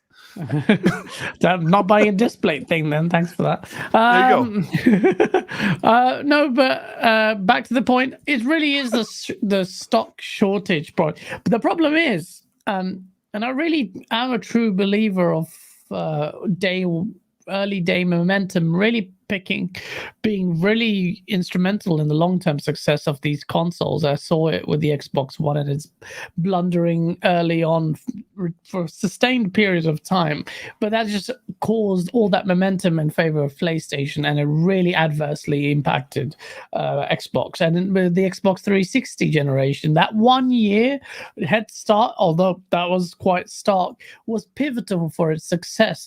And the same kind of logic can be applied here, because if this maintains itself, if you still have PlayStation, not that many PlayStations out in the wild, it's just more incentive for people to get more Xboxes. Game Pass, Xbox really need to take this opportunity. This is a rare opportunity where it can go ahead and just market Game Pass Xbox and take advantage of that, because the mind share is limited to the number of consoles out there, really. So people are going to naturally get frustrated. And I've had conversations with loads of people who aren't big core gamers like us, and they say, hey, look, I can't get hold of PlayStation. There's two Xbox. This is how the naming convention is so rubbish. Which should I get? This Xbox. There's a white one. There's Xbox One X. There's the Xbox Series. Which one's the new one? Because I want to get that for my kid or whatever. Sure. So yeah, no. I mean, it's interesting. If Xbox can beat PlayStation, the numbers are so bad with their supply constraints to me that it could potentially be something that could have. Xbox could one day even beat PlayStation worldwide if this sustains for long. The divide isn't that wide, but Xbox right now it's not. Xbox needs to do better though with their game It's also releases. not about who beats who, like, right? We're in a situation where you don't need an Xbox, but when you said, like, when they go to get a PlayStation, this is the argument that pops up online a lot, right? Like, oh, they're just settling for a Series S or X. But I was at a store where there was like 5 Series S's at a Target, and there was like 12 Switches in the cabinet, no PS5, no X, right? So the difference is if someone's at Target and says, I want to buy a new console, and they're like, well, these are sold out. Your regular store employee that works in the electronics department is no longer saying, yeah, I wouldn't get an Xbox. And that was the thing last generation. I think that probably happened quite a bit because I think it was well known the Xbox wasn't the best place to play. Just get a PS4 because you can get anywhere. But that's the difference. Xbox has built this situation where you want to get an Xbox, even though you don't need one. It's so crazy. Shout out to Spooky Sprocket in the chat. He says, Gaz, how hot is the sauce tonight? Shout out to him. He is amazing. Be very hot tomorrow. Tomorrow's sauce video is very hot. I can't wait. I'm going to be waking up to your video going live. But yeah, shout out to the chat. Yeah, interesting numbers with the what do you think? They got this situation where you don't need an Xbox, but they're selling well. So what is Xbox's what's their advantage right now? I actually think the S is their advantage. I think the S is a comparable price to the Switch. I think it's small, and I think it mostly plays everything as well as certainly a casual observer of a video game would want as compared to the X. As you pointed out at the Target, the one thing that PlayStation 5 doesn't have there is a PlayStation 5 alternate to buy. If you want an Xbox, you say, hey, I came here to buy an Xbox. You have the S. And I don't really think the advice should be, well, you should wait out the X. Certainly, if you want to, you can. But I've been very impressed by what the S puts up on the screen. So I think that they have a viable mid-range, essentially Switch price competitor that does just about everything that you would want. If you're not like a really, really invested gamer that wants like everything 4K or 60 frames or what have you. So I think that's the key to their success. I think that's helping their numbers. I think that's helping their availability. And I think when you do get down to it and say, hey, I want to play some next gen looking stuff, the S is a pretty good alternative if you can't find an X or a PlayStation 5. So I think that was a very, very smart split that they did when they announced. Much more effective than the digital disc for the PlayStation 5 side. It's so crazy because people don't want to count the Series S, but you nailed it. Like that $300 price point. And I also think when you said like, should they wait, they shouldn't wait on an X. I think a mass quantity of the people buying a console at this point already knew they needed the X, and they probably got one in the first year, but now they're becoming a little bit more available. So it really comes down to if you're going to notice the difference between the resolution. And I talked to somebody way high up in Xbox that said once these games become next generation and more CPU bound with super resolution, the Series S will become so perfectly fit, even against the PS5, for Donnie Kazada, you crazy person, perfectly suited for that casual market. The casual market is the market. It's where you sell everything. There are probably people like us. S comes with what, 1,000 V-Bucks and some Fortnite skins, right? I mean, like they're aimed directly at where they're aimed. Yes. So I mean, I think it's a very, very smart product. And yeah, they've been working on kind of back-end bells and whistles since FPS boost and auto HDR, and it wouldn't surprise me if they have more of that gamesmanship as you do move forward into the generation for the S to show off. So I really think that's their key to the kingdom right now. I think they lucked into it a little bit. I don't know that you could anticipate that there's going to be massive supply issues across all of electronics, but I think it was a very wise move to have that product offering be available. Yeah, and they can make two for every X, so they've got so many Series S out there. They're selling. Udana Kizada says, "Best Gaz, fun hot girls and boys 98 plus video chat." He's riffing off of the bot that shows up on all these podcasts, but he says, "Just kidding." Metro Exodus Gold Edition on Xbox Live, global key. Let me know who gets it. That game's fantastic. It runs at 4K. It's got ray tracing, even on the Series S, I think. So actually, really good one. What was the other one I missed? Wolf Assassin, who's been a member for 11 months, says, "Hey guys, I know Miles Dompier said acquisition season is over, but I'm throwing it in." This is such a funny comment when I think about how these are framed. But he says, "How would you feel about Xbox acquiring Hazelight Studios? This is the team that made the phenomenal It Takes Two. One of my favorite games last year. I think it was last year. Time flies when you're playing so many games. This is such a funny discussion about who do you think Xbox is going to buy? Who's PlayStation supposed to buy? I just got to say, I just got to put this to rest. All we can do is just hope and dream and wish, because we'll never know who they're buying until it's official. I want to talk to Hogue about this acquisition thing. Hogue, as two lawyers, I just feel I took everything you said on board about this being a largely political process with the ABK acquisition. I do say that. You did say that. You did say that, and it's great. Imagine it to be that, exactly that. Yeah, I still think if I was going to give it a percentage, I would say 90% it's going to go through. That's what you're saying, Gaz, huh? I'm currently rolling 70-30 on my channel. At it going through with largely 70. The 70% there includes a consent decree that might have some minor restrictions, but nothing that would change it significantly. So yeah, you ask about Hazelight. I want some people to negotiate for Mercury Steam, but yeah, these smaller companies probably aren't going to change the analysis of your Activision Blizzard deal. When I say that they're probably going to go on pause, you could probably squeeze in a Hazelight if you wanted to. You could probably squeeze in something on the smaller variety in the hundreds of millions of dollars. If you have to use a B, probably no. So no Bs, Microsoft. No Bs in your acquisitions. But stalemated. Yeah, but outside of that, I don't know that they want to. One of the things that I say, this is, so I don't know about your content, but my content, I put up a video, YouTube takes it wherever it takes it, and then I'm called a shill or a pony or an Xbox or a hater, depending on whatever the opposite or whatever I just put up there, right? So I had a video that resulted in me being called a massive Sony pony, which it hasn't happened a lot in the most recent past because I've been criticizing them a little bit more.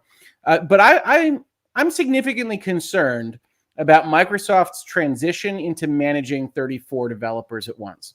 Because I've been in the business of helping companies grow and helping consult for them a long time. There is a transition cost. There is a process to increasing your size and increasing your size massively. You might think Microsoft's a Titanic company, Rick. What are you talking about? Yeah. Gaming is not, and it's a separate vertical. And in fact, it's a very new vertical. They just reorganized to make gaming a full vertical at Microsoft.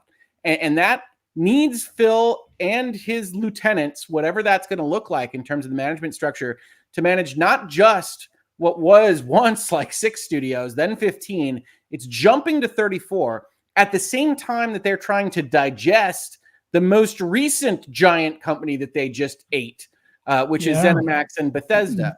Yeah. So I look at this and say, if I'm Microsoft, yes, if it's an obvious ROI, if it's just too cheap on the market, if we think Tencent or Sony or whoever is going to jump in, then you find the capital and you work with it. That's really what happened with Activision.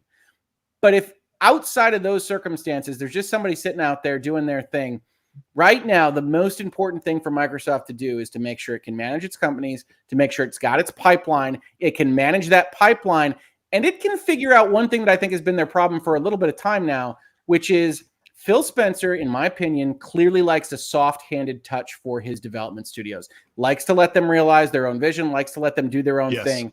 And that's going to work for a number of studios. It's going to be great for a number of studios. It's not going to work for all of them. Yeah. And you're seeing that right now. You're seeing issues with various bits of the Microsoft empire. And if you're a Microsoft fan, if you're a video gaming fan, the one thing you don't want to see is mismanagement at a company that now controls 34 developers and some of the biggest intellectual property in video gaming. So you want them to get their ducks in a row. Everybody, PlayStation fan, Nintendo fan, Microsoft fan, should be rooting for them to make sure that they've got a smooth output, that they figured things out, and that they can get going with that before you say, wouldn't it be great if they have Hazelight? Wouldn't it be great if they have Wouldn't it be great if they have all the Square Enix? So when we talk about these things, one of the saving graces of this perfectly put point that Hogue is like setting the stage for this discussion so great.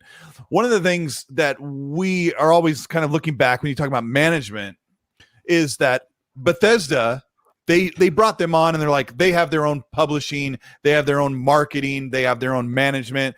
We're just going to bring them in. They're going to create content for us, and we'll let them self-manage as they have. On the other hand, Activision, Blizzard, and King have their own management. They plan to let them self-manage and self-publish as they did, but bring their product to the Microsoft gaming platform.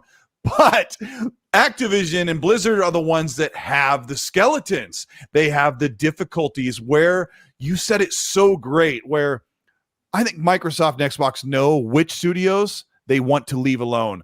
Double Fine, Ninja Theory, Obsidian, right? There's these studios and Playground, right? Yeah. So they know their studios that are going to do really great. But there are some studios, right, Hogue, that they know we need to keep an eye on them. So I think they have to have a different, like they have to have kid gloves over here, and they have to have a firm hand on other studios.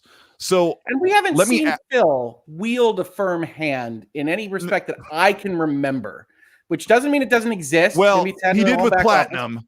He did with Platinum, but that was a while ago. Well, Platinum's not his. Yeah. Platinum kicked to the curb, which is fine. It's easier to do that with licensors and licensees, right? It's easier to say, you know what, this isn't working out. This is not yours. Okay. The buck stops with you. And we do have these things like what is happening with Crystal Dynamics? What is happening with Perfect Dark? What is happening with Rare? They were making a game about a spectral deer, and then it didn't have gameplay, and now they're making a game about a spectral deer, and they're working on different gameplay. Whatever, Rare, do your thing. That's fine. But if you want games, if you want great games, it requires a deft hand and a view towards these companies that can determine what it is that they need. And say what you will about Sony, they've kind of got their 7 studios doing what they want on a fairly regular basis. Very, very clean pipelines. It's in fact one of the reasons that they're probably too slow to move for the market is they don't want to unbalance things at Sony. Microsoft's taking a little bit more of a snake that ate the world, since we talked about so much God of War before, and they're just gonna buy things and they're going to figure it out. I think they can. I have a great deal of faith that they can. Right this second, I worry because it's like, okay, you guys have to realize that there are different ways to handle this. That if you're Disney and you buy Marvel and Lucasfilm, they need different approaches to do. And so I hope that they get there. But yeah, that's ultimately where my concern lies. I think that they will. I actually do have faith in the way Microsoft is being run. But sitting from afar, they need a stronger hand for a number of their companies, and I hope they give it to them. Yeah, we're asking my group that I work with on YouTube and the RDX guys, and we've been talking like, where is Matt Booty? Like Sarah Bond has a very strong presence out front. Phil has a very strong presence out front with the community. That it seems like they're checking out and gauging how things are going, but we don't hear from Matt Booty, who is the one who's supposed to manage the core studios, the original 14 or 15 right? 15 yeah. I really got to get you into this topic. I'm going to start off with Gaz first. Some of the concern that's coming up recently, Gaz, is Bobby Kotick is supposed to be on the way out when this Activision Blizzard merger closes. There is some ambiguity, or there's some questions unanswered. Have you looked into what's going on? Because they're not happy with where he sits right now. I don't know if you've looked into Bobby Kotick and his exit strategy. See, I think, and Hoga may probably agree with me here. I don't know, but that's a sensitive topic. I'm committed now. You're committed now. You're committed to agree. These statements. I think Bobby Kotick, today they came out saying that wasn't even discussed or hasn't been discussed at length, but I cannot see, that's to me is unconscionable, that issue with Bobby Kotick and his leadership and the workplace, all that is intrinsically, there's a lot more there. And we're not going to really truly get an insight into those conversations, because that's high level conversations, almost very singular, like handful of people in boardrooms talking about that exit strategy. It's definitely going to be a feature of the deal. I don't think I would be very averse to committing to any kind of statement unless it's a definitive one from like Phil Spencer or Xbox saying, "Hey, we are actually going to do this and X." And I'll be shocked even if they did that. Right as it's panned out, everything is vague and ambiguous for quite obvious reason. The deal hasn't finalized. Can't commit to something like that yet. What I expect to happen, and I think what gamers expect to happen and almost will demand happens, is Bobby Kotick leaves immediately after the deal is finalized. And if that doesn't happen, that's a bad look for Xbox.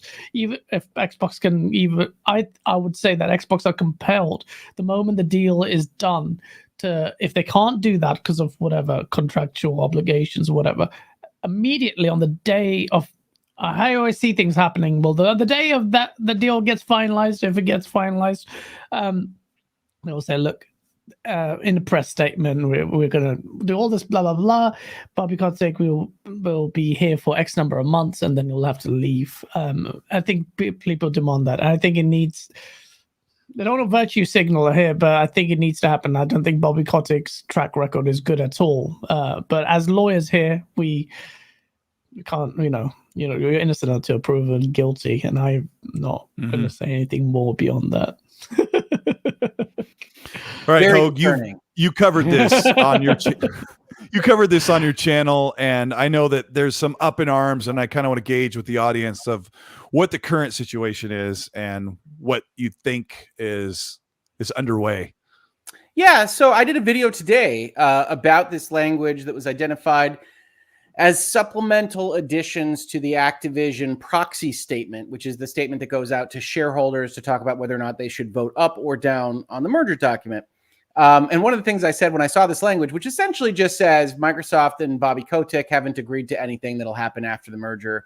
That was all that was added to one section. I said, hey, I think I've seen that language before. And indeed, that language actually is in the proxy statement in a different place. One of the things that was happening today, the biggest thing, this is the too long, didn't watch version of my 25-minute video or what have you on my channel. But it's all of this, everything that happened today. And I'm not blaming Stephen Totillo or Axios or who identified this. I think that's great. I can't see everything. So that's fantastic work that he did. Everything that happened today was a response to the stockholder lawsuits about whether or not they were omitting to provide information in the proxy statement. Mm-hmm. So the stockholders of Activision came out and basically said, you didn't describe the process well enough for how you negotiated the deal. You didn't describe why you think Activision is worth much less than we thought it was worth as of November of this year, because they created a new draft of the plan that showed exactly what they thought they would make for the next 4 or 5 years. And they said that was what was the basis for accepting Microsoft's offers, that was reduced from what they thought it would be a month before. And then they didn't show enough data from their financial advisors about how $95 was a decent price.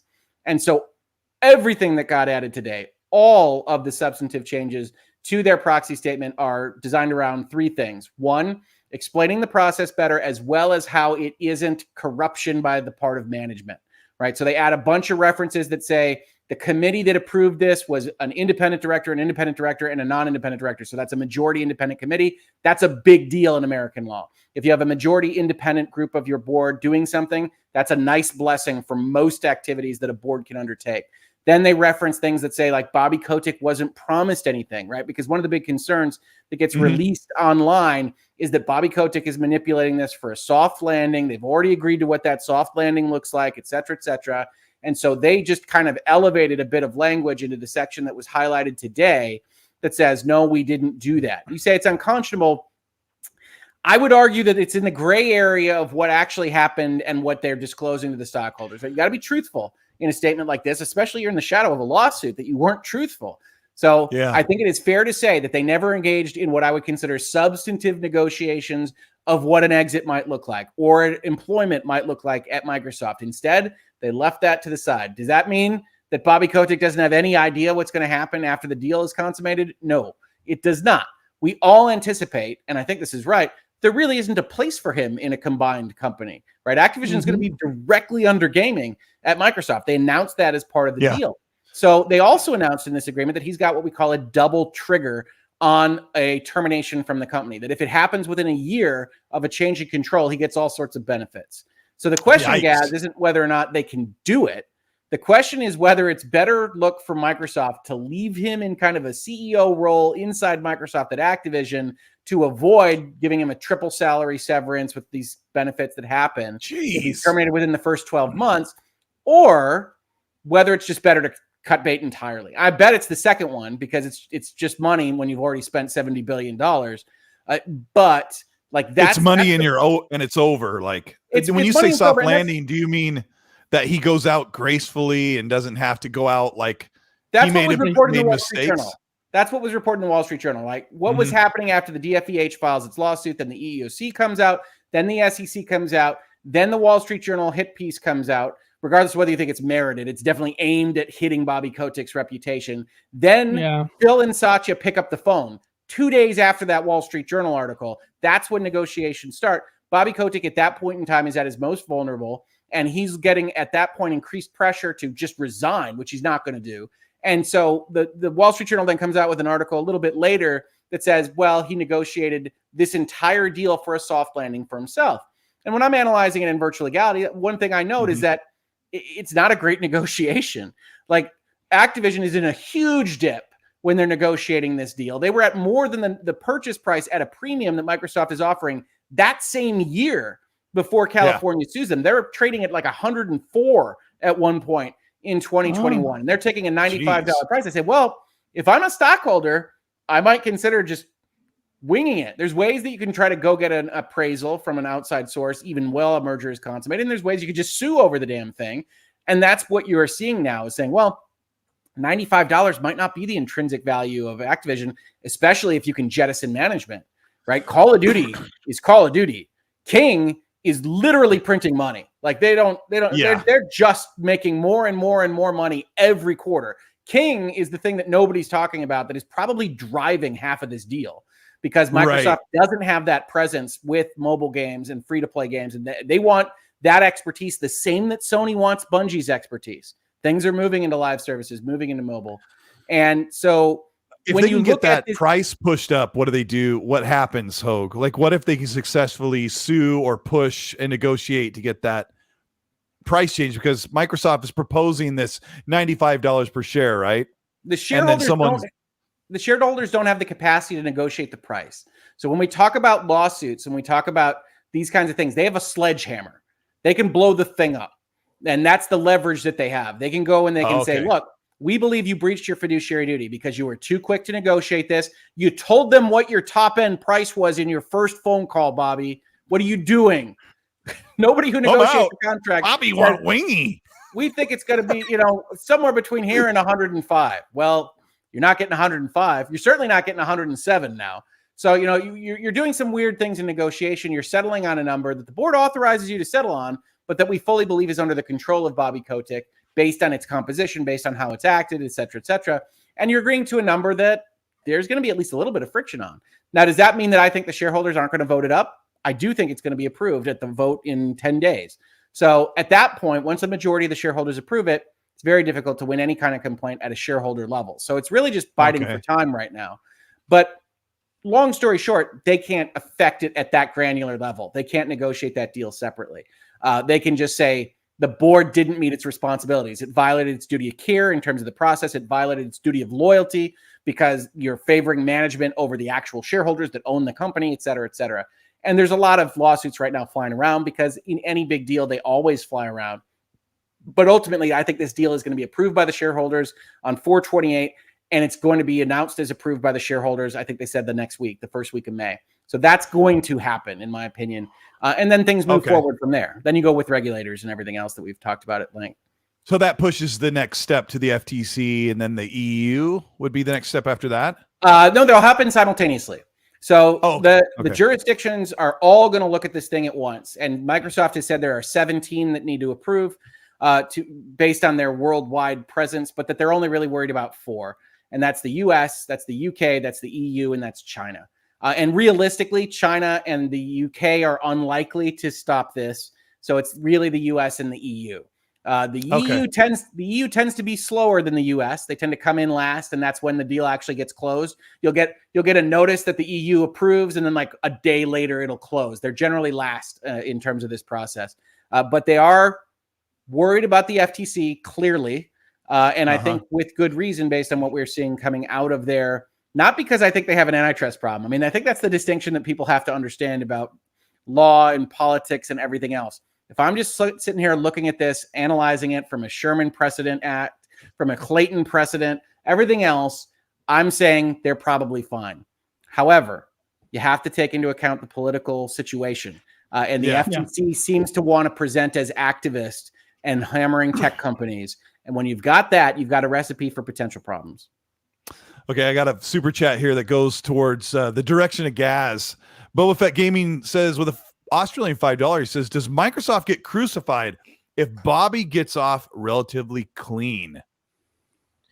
Well, like, does that look bad on Microsoft? What constitutes relatively clean, though? Because ultimately, he seems to be getting a massive payout one way or the other.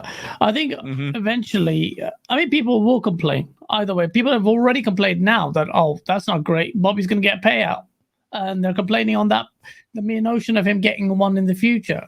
But really, the priority is to get rid of him as soon as possible after the deal is done, as far as optics is concerned.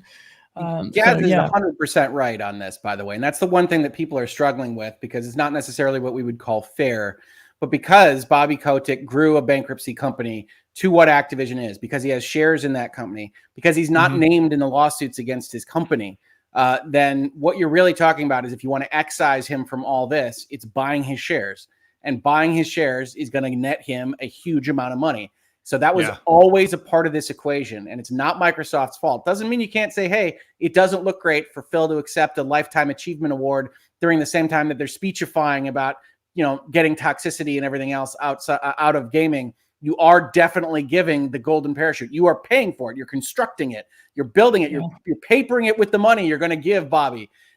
But anybody would have. If it wasn't Microsoft, if it was Tencent, if it wasn't Tencent and it was somehow Sony found itself with $70 billion, whoever it was going to be paying for Bobby Kotick to leave. So he earned that in a very important way in terms of the law. And so unless you're going to bring him up on criminal charges or something else related to the company, which is not even in the offing, this is the way that he leaves. And it doesn't feel good. That's his money. It doesn't feel good. I don't blame anybody for saying, whatever they want to say about capitalism and everything else, but this is the way that you clean that company. And it was always going to look like this, whoever was doing it. Yeah, right. Definitely. And keep your questions coming. I'm going to ask Gaz and Hogue the questions as they roll in, because we talked about this quite a bit, and there's a lot of different angles that I know that us as consumers look at, because Hogue has painted a pretty good picture about how this happens behind the scenes. But us as consumers, we don't look at it in the same way. Old Dirty Gamer was talking about the chip problem. I wanted to bring this up, but we got into a different discussion. But I don't know how this lands, but he says it wasn't a problem when PS4 brought up the DD4 memory and Xbox had to use ESRAM. From how I remember it, Old Dirty Gamer, I think Xbox chose to use ESRAM, and they set up the Xbox One a certain way so they could use Kinect, and they could put power here and put power there for all the multitasking things that the console did that PlayStation couldn't do, and it was their downfall. Boba Fett has a question. Oh, yeah, I got that one. Zane Bashir with a $5 says, what if the vote doesn't go through? Can Microsoft try to rebuy the company, or is the deal over? Okay, so realistically, when I say 70-30 on regulators, this shareholder vote is like 99-1. It might be 99.9 against 0.1. Activision is primarily owned by institutional investors, which means that institutional investors are already responding to their own shareholders, which means they have fiduciary duties to other people's money. And so they have to justify the vote that they make. This is a $95 bid on what was a $60, $63 stock when the bid was made, with management that is in free fall, a full-on tailspin. Like, there are a number of things that Activision could have done to not have their stock price be $63, even after California sues them. Management did basically everything wrong. And I have 70 videos on management responses from last summer till now. I mean, they came out guns a-blazing, accusing California of political intrigue against them, and how dare they, and all sorts of stuff. They freaking put Jen O'Neill at Blizzard, then didn't pay her the same as Mike Ibarra. Who's running this show? Okay, so management screwed up 100 ways from Tuesday, and so institutional investors are in. I can't imagine there's going to be an investor revolt. So they're going to vote yes. They own the company for all practical purposes. Done deal. So whether or not you like $95 or any of these other things, I can't even fathom them revolting. Now that I've said all this with such, certainty Right. in my heart, when that 49.8 to 50.2 vote comes out, just remember I got it wrong. No, I think this is really a Shout out for Hogue for keeping it real for Hogue Law. They're asking in the chat, do you have merch? Because they want to buy it up, bro. I have merch. Come over to the channel. It's all on Teespring. It's all below the channel stuff. The phrase that I love, which makes console warriors hate me, is reasonable minds can differ. That you can have a reasonable disagreement with folks, and that is my absolute 1000% philosophy of life. And so a lot of my stuff says that. Some other stuff has, my favorite one is, definitions of virtual and legality, because, I like to pretend I'm classy when I'm YouTubing. But check those out. Absolutely. Pretend. And, leave a comment. Let me know what else you want, because I need to refresh that pretty soon, actually. I was going to see if I could bring up just throw a link in the chat there for your merch. The cool thing about Teespring is you can search for creator stuff if you know where to go. I'll have to get that in there, but that's cool. People are so supportive in this community. They're amazing. Yeah, that's lovely. Yeah, that is very, very, very, very, very lovely. So the deal, Hogue, when you were on, I hope it's okay if I call you Hogue. I like just calling you Hogue. I think everybody on the internet calls me Hogue. I've long accepted it. Cool. I mean, nobody calls me by my real first name. Jumanji, whatever. No, but holy crap, you're not Colteastwood? That's so funny, because when I was we went to family's house and they called me by my first name and I'm like, ugh, because I've been called Colt for years. But inside I'm kind of like, eh. But yep. I don't even know what I was going to say. But I like your reasonable minds can differ dark hoodie. That looks right. Oh, there it is. Gaz got it in the Hogue Law store, a creator on Teespring. Yeah, the Teespring's cool that way. So we talked when you were on my show a couple months ago, we talked about this. If the deal doesn't get approved and there's this massive, I want to reset that. There's this massive fee that one of them has to pay. Right. Explain that like in layman's terms, because so it could go wrong one way or the other, I suppose. So we're 3 months in, right? This was announced. We're exactly 3 months in. This was announced January 18th. And if you're thinking about this from the Activision side in particular, you're thinking, okay, if I agree to this, one, we know that Microsoft's a big tech company. We know $70 billion deal is going to get reviewed very closely by the various regulators. We want them to be well invested in that process. And we're basically going on pause, right? One of the things that happens when you sell your company, or you agree to when you sign one of those agreements, is that the buyer doesn't want you to do anything really, really big with your company. You can't sell off your assets. You can't make large changes in your business direction. And you're under this cloud of suspicion because of everything that happened last year, everything going forward. We see it every day when we discuss this particular company in this space. So one of the things, if you're Activision, that you negotiate in that term sheet and ultimately in the merger agreement is, look, if this falls apart for regulatory concerns, because we can't control that. We're only $70 billion, a lot of money, but we're not Microsoft. If this falls apart for regulatory concerns, you are going to pay us. And it's going to be between $2 and $3 billion that the penalty Microsoft owes to Activision. If the FTC were to swoop in and say no, then Microsoft owes Activision, depending on when they say no, so it's a date-based payment, between $2 and $3 billion. If, on the other hand, the shareholders don't approve, I believe is one of them. I would actually have to check the specifics here. I believe that's one of the triggers. If the board decides to take a different deal, if the board cuts out on the deal with Microsoft, if Activision causes the problem, they owe Microsoft a specific number. It's $2 billion and change, which I can't remember exactly.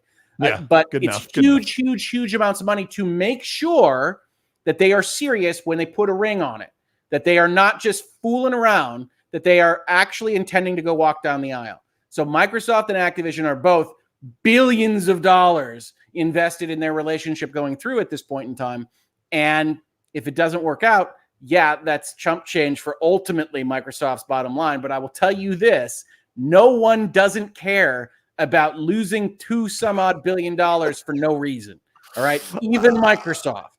So that is another very crazy question I got to ask you. Sure.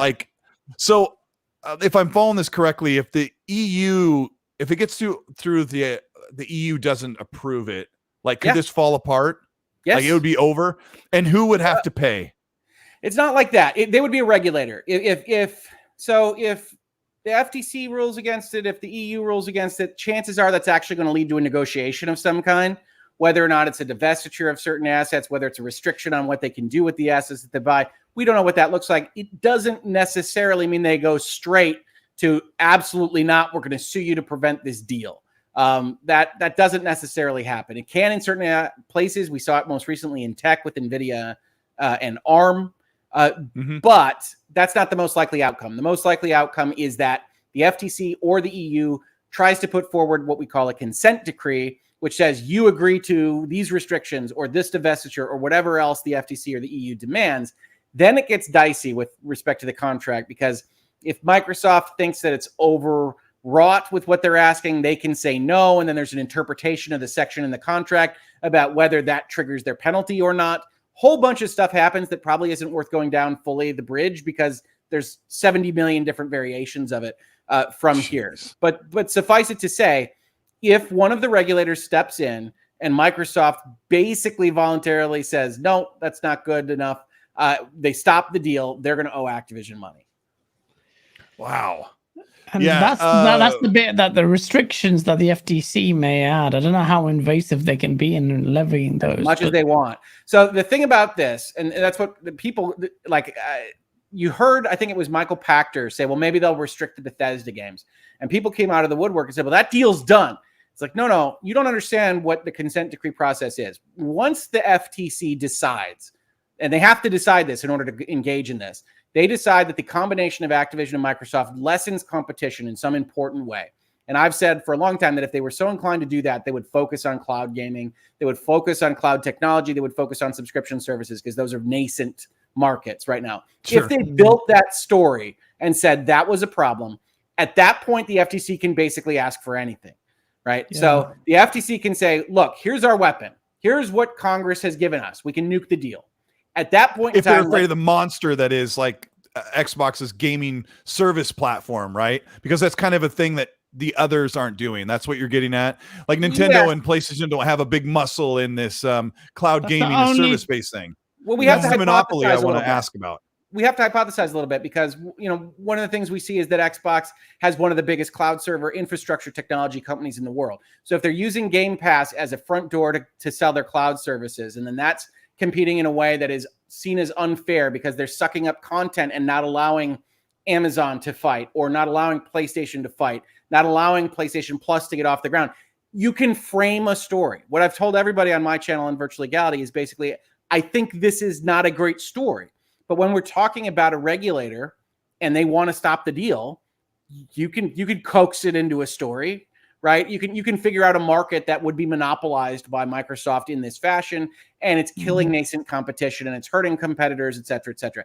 If you wind up in that place, if the FTC has wound up coming to Microsoft, making a phone call, Zoom call, whatever it is, and saying, look, we feel we have the basis to block the deal, that moves the parties to the table to discuss, well, what do you think we could offer you that wouldn't reduce competition? Call of Duty has to be on both platforms. This is where the negotiation comes in. Go ahead. All id games have to be on both platforms. This is where people come out and say, well, the ZeniMax deal is done. That's fine. We're not talking about deals anymore. We're talking about Xbox's assets and the FTC getting happy with what it looks like after it's done. Generally speaking, I'm against them doing anything terribly invasive, and I'd be against it on either side if this was a Sony deal. That being said, the FTC as it exists right now has a very new chairperson in a pretty new administration with an executive order saying be harder on tech companies and use antitrust law more to block deals, even if it's a false positive. Like that's the overall thesis right now in American executive rule, which is why I made a video that said, you all need to understand, they might just decide Microsoft is the best target sitting in front of them. They don't really want Microsoft. They want Google, they want Amazon, they want Apple, but Microsoft is sitting in front of them asking for permission to engage in a $70 billion deal. And sometimes you're in the wrong place at the wrong time. So with the senators talking to the FTC, with the FTC making noises that they aren't actually just going to be looking at traditional antitrust standards, which we would call consumer welfare standards here in the United States. There is enough noise for me to suggest that we're down to about 70-30 because the FTC might just be way more activist than even I assumed as of 3 months ago. With conditions, like they could grab conditions like the Bethesda games need to be multi-platform. We just feel Plus. like you need to offer them to PlayStation Plus at market rates. I mean, you could ask. It depends on the thesis statement that they have for what market is being a problem. But then, yes, the FTC can ask for anything because understand it's a consent decree. Microsoft has to agree to it. If Microsoft doesn't want to agree to it, the FTC says, "Okay, we'll blow up your deal." I mean, is this normal practice? You're asking Xbox's own studios to spend time making a PlayStation version where they're looking at, now we'll just be able to make games on the Xbox Scarlett, GDK, and PC, and then we could just we'll be done with it. This is our employer. This is who we work for. None of this is standard insofar as gaming hasn't dealt with these kinds of questions as much as all other new industries have, right? But yeah, if you think about contracts, for instance, you think about MLB The Show on Game Pass, right? That's a contract license term. I'd be willing to bet. Really, I'd bet my practice here that comes from the MLB that mandates that breadth of a Switch version and an Xbox version because they're trying to sell their own product. If you pretend that the FTC is in the same thing, that they're selling competition and goodness for all in America, then they can go and ask for Xbox to do certain things to help facilitate that if they want Bobby Kotick's company. If they don't, well, then they don't have to have the deal. But that's the nature of that leverage. There's not provisions put forth on what that negotiation would be. It's we will blow it up unless you agree to something that we put on paper and we agree to. I have to make a sidebar about before we kind of dive a little bit more into the monopoly thing, because I've talked to some really smart, level-headed people who tell me, people that I trust in how they look at things like this, who tell me, I'll start with Gaz first, that if this deal does not go through and Microsoft has to pay $2 to $3 billion in a what would you call it, a convenience fee, someone at Xbox has to roll. That's basically how it's been framed to me. That I know you didn't say it. That if they have to pay this fee, I thought he meant you said it too. That's what I thought. No. Yes, you suck. No, the stronger heads and the level-headed people I've talked to said that if this deal doesn't go through and Microsoft has to pay out, there's no way that someone that's involved in this deal from Xbox and Microsoft would have to fall on the sword and have to take resignation. I don't agree with that at all. I think that's a crazy stance to take. You take an unprecedented move, and then you can't. Well, maybe you can to a certain degree, but this appetite of the FTC, forgive me if I'm wrong, Hogue, but this seems to be a very fresh one to set an example in the space. That seems very fresh. You're telling me that they're foreseeing that and that they had to try it. I mean, it would have been a boon for the Xbox brand if it did go through, but I don't see why it has to be a heads must roll. I mean, for God's sake. This is Satya. Satya's on those calls. This is not a heads must roll. Satya Nadella is making this call. It's not even Phil by himself. So, I mean, to me, Gaz has it exactly right. They agree to that $2 to $3 billion penalty. One, because they think it'll go through, which I still got it at 70-30, right? You don't want to be dealing with a 30% risk, but it's still 70-30. 90 is now going down to 70 listening to you. Yeah, people are listening. When you say 70-30, people are like, clocked. Yeah, go ahead. But I have it at 70-30 right now. And to me, you say I can get Activision. I can get Activision on a dip, buying it at less than market price for the same year. I can get every IP that they have. Honestly, this is the guy at the craps table putting $2 billion down. And Microsoft is saying, we got it. We got it to spend. This is worth it. We think we can realize a whole lot more. And if we lose it, we lose it. But God knows if they do lose it, there'll be heads rolling. There'll be people very upset. There might be lawsuits against the FTC. There might be Microsoft making huge press conference releases about how this isn't a fair way to operate. There might be nationalistic propaganda about how the FTC is favoring Japanese companies over American hardworking men and women. There could be anything that comes out of that particular toilet paper in other people's offices and all kinds of mayhem. Yeah, who knows? Cats and dogs living together. But when you get that far down the line, Yes, Yeah. they had the memo from Lena Khan at the FTC. Yes, they knew the Biden administration put out the executive order last year. The lawyers were not dumb on this. Lawyers can be dumb, but I'm willing to bet. The lawyers in the room say, look, they have suggested they want to rattle some sabers. They've suggested that they want to come after things. This is not a lockdown proposition. The people that are online saying Microsoft's got great lawyers, this is a definite guarantee. That's not how law works, folks. You cannot guess at the minds of a regulator, certainly not of a new administration, certainly not one that has a new chairperson at the head of it, and one that has suggested that they want to see antitrust in a whole new way. And so they would have advised Microsoft that says, look, there is a material chance. There's a non-zero material chance that this gets struck down. They didn't offer, by the sounds of things, in their own documents and in Activision's documents, they didn't offer a penalty to start out with. Activision demanded it to make sure that they were really pushing to have it go through, because if it falls apart, if it falls apart, Activision has massive problems. Their stock price immediately goes down to what it was before, if not lower. Nobody can save it anymore. They're in the same management straits. So you've got massive, massive problems if you're Activision. Activision doesn't want the $2 billion. They want to be done. So there's a lot of people rowing in the same direction, but you cannot guess at what the FTC will do. If the FTC is suing Facebook for deals it consummated 8 and 10 years ago. Yeah.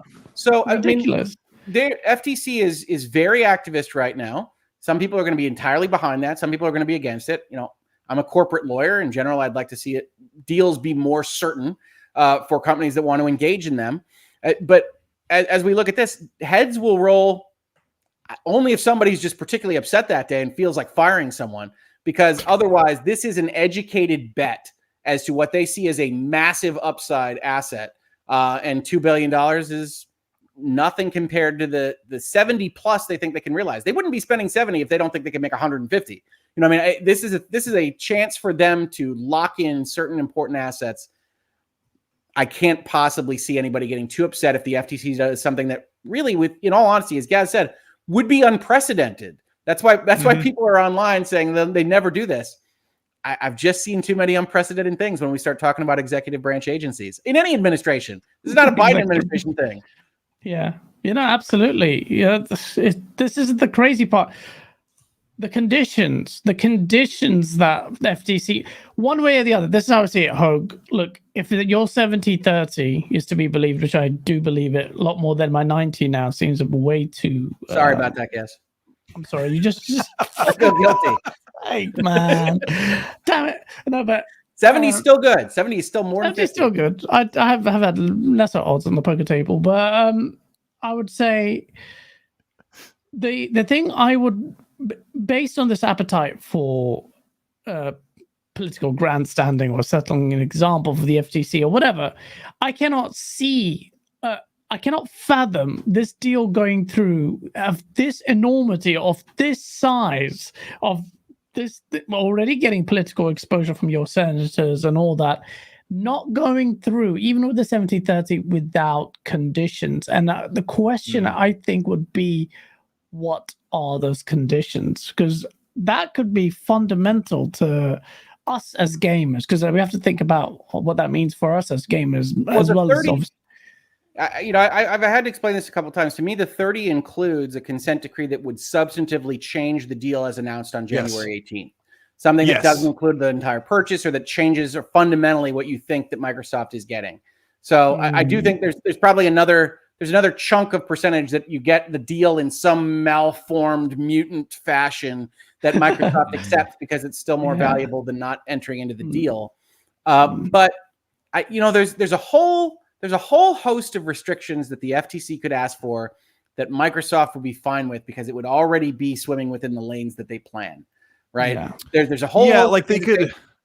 A condition could mean that they're going to sell a bunch of games on PlayStation, right?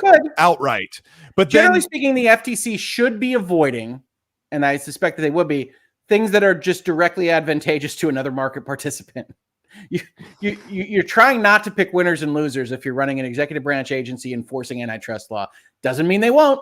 Doesn't mean they haven't in the past in different circumstances. But the big risk there is that you're just giving PlayStation a bonus that they didn't spend anything for. They didn't use anything for. But what about this? Like when we talk about a monopoly and how Game Pass, it could be a massive platform that can't be competed.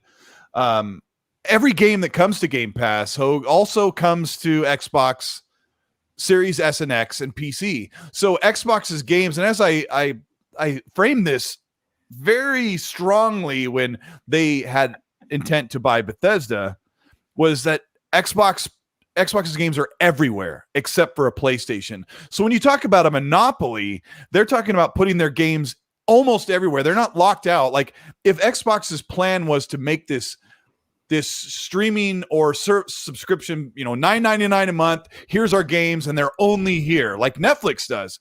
Xbox says our games are on this monopolistic service-based platform, but they're also fully purchasable on Steam, Windows Store, and the Xbox Game Console Store. So how in the world can they fight for the explanation or the justification that this platform on Xbox could be monopolistic? That needs to be answered. Let me start with the premise that one, I basically agree with your assertion that I don't think that this should be seen as monopolistic or reducing competition. That said, if you want to tell this story, if you are an FTC regulator and you're inclined to find this to be a problem, you're one level too low. It's not the games. It's the service and the technology, right? One of the most recent videos I did talked about how this was being mirrored in some respects in the EU.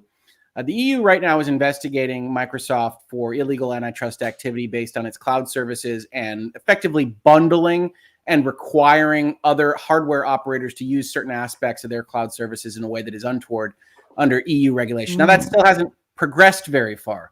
That's in questionnaire mode, and I don't pretend to know the EU stuff as well as I know the US stuff. They're having a questionnaire. They basically went and asked Microsoft to explain itself, right? And so what I'm saying is if the FTC is so inclined, the easiest avenue that I can see for them to go that route is by looking at technology services and using content to create monopolistic positions in game subscriptions as a concept, the product. I don't actually care what comprises it. This is Game Pass as a whole and the technology that enables it. And so if you focus on those two things, PlayStation Plus, which only just got announced in this form, not a real competitor right now. And you can easily see how one that's inclined to do this argues, well, you sucked away one of the biggest things that there would have been competition for in terms of putting on your various services. It's not going to be available to the PlayStation Plus service. And so you are killing a nascent competitor before that market can develop. And you're not just doing it for that market, you're doing it to enable a monopolization or just anti-competitive position in your technology market, which honestly is what the US and the EU cares more about. They don't much care about where Call of Duty is. They do care about technology and infrastructure. So which technology? The Azure and Azure.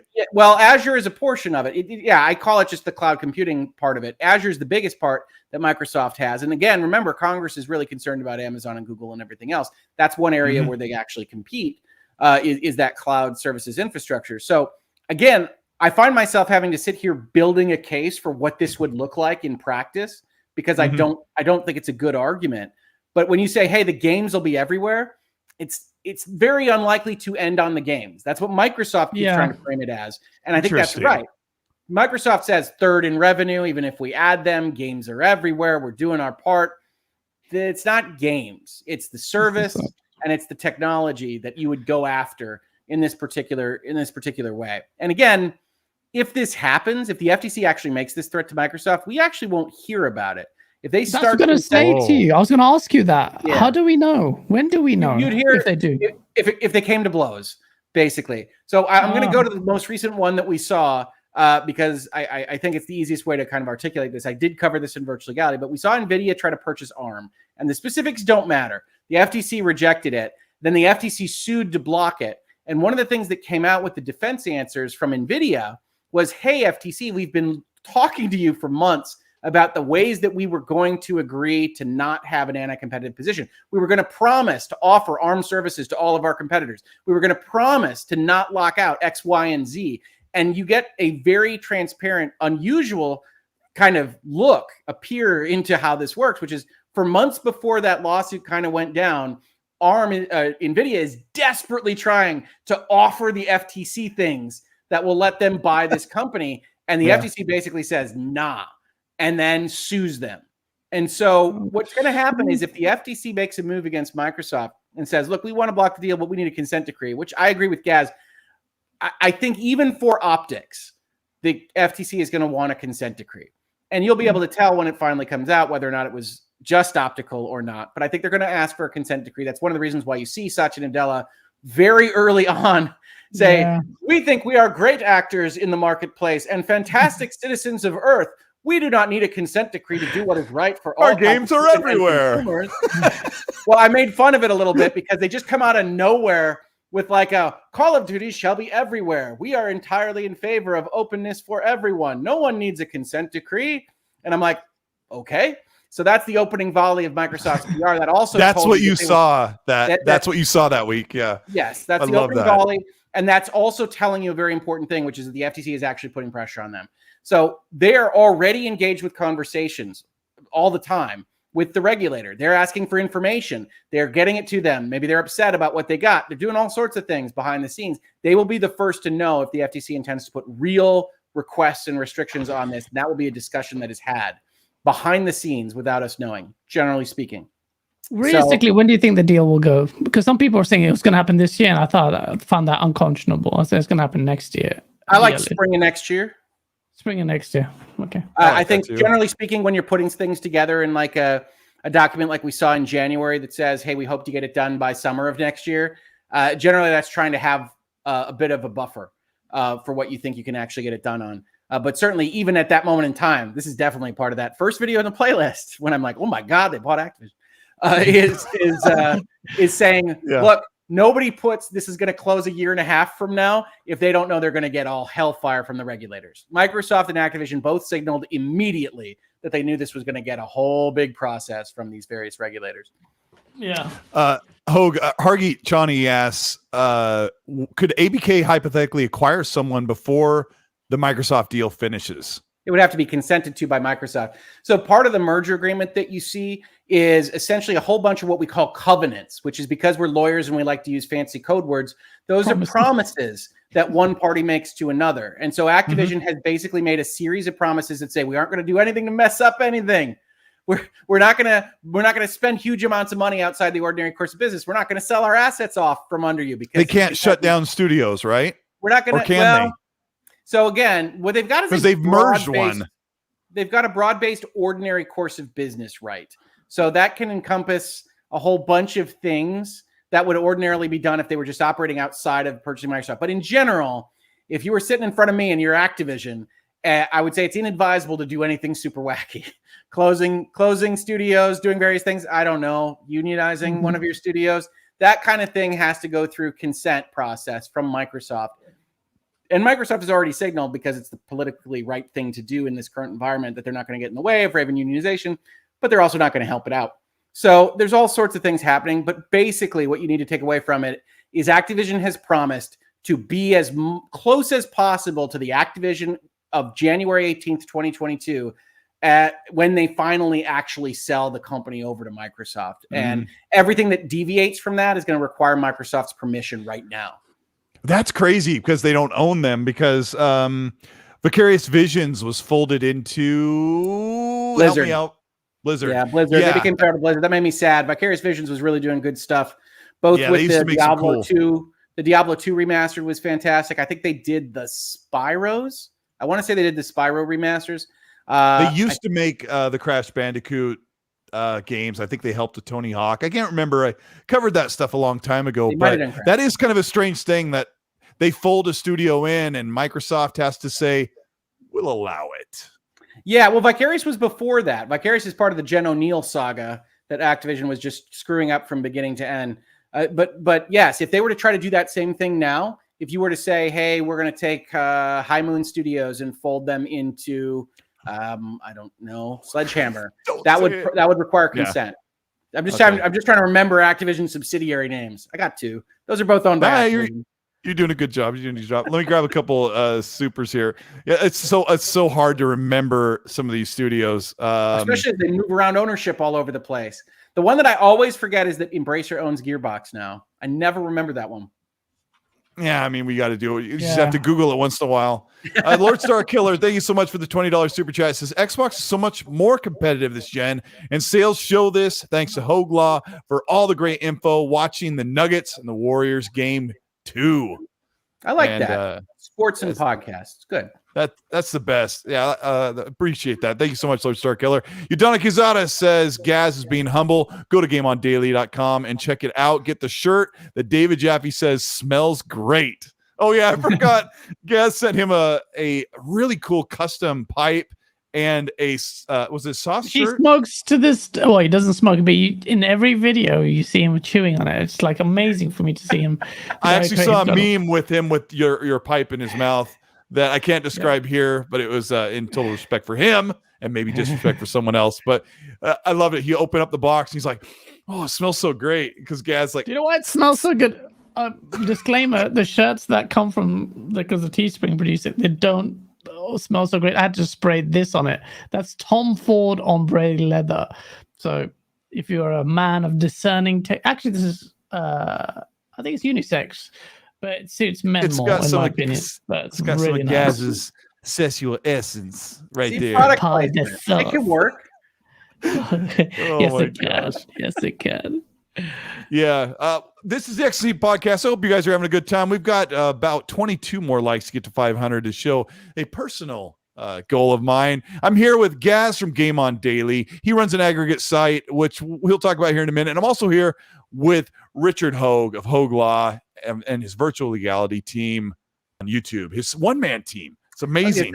I do use the royal we a lot, but people ask me about that. And for the most part, again, it's my corporate lawyerness. I like to use we to discern between my individual and personal accounts and concepts and the companies, because, you run a solo owned company and things like that. It's very useful. Corporate lawyer will tell you this to make sure that you're keeping things separate, obeying those corporate formalities, as we might say.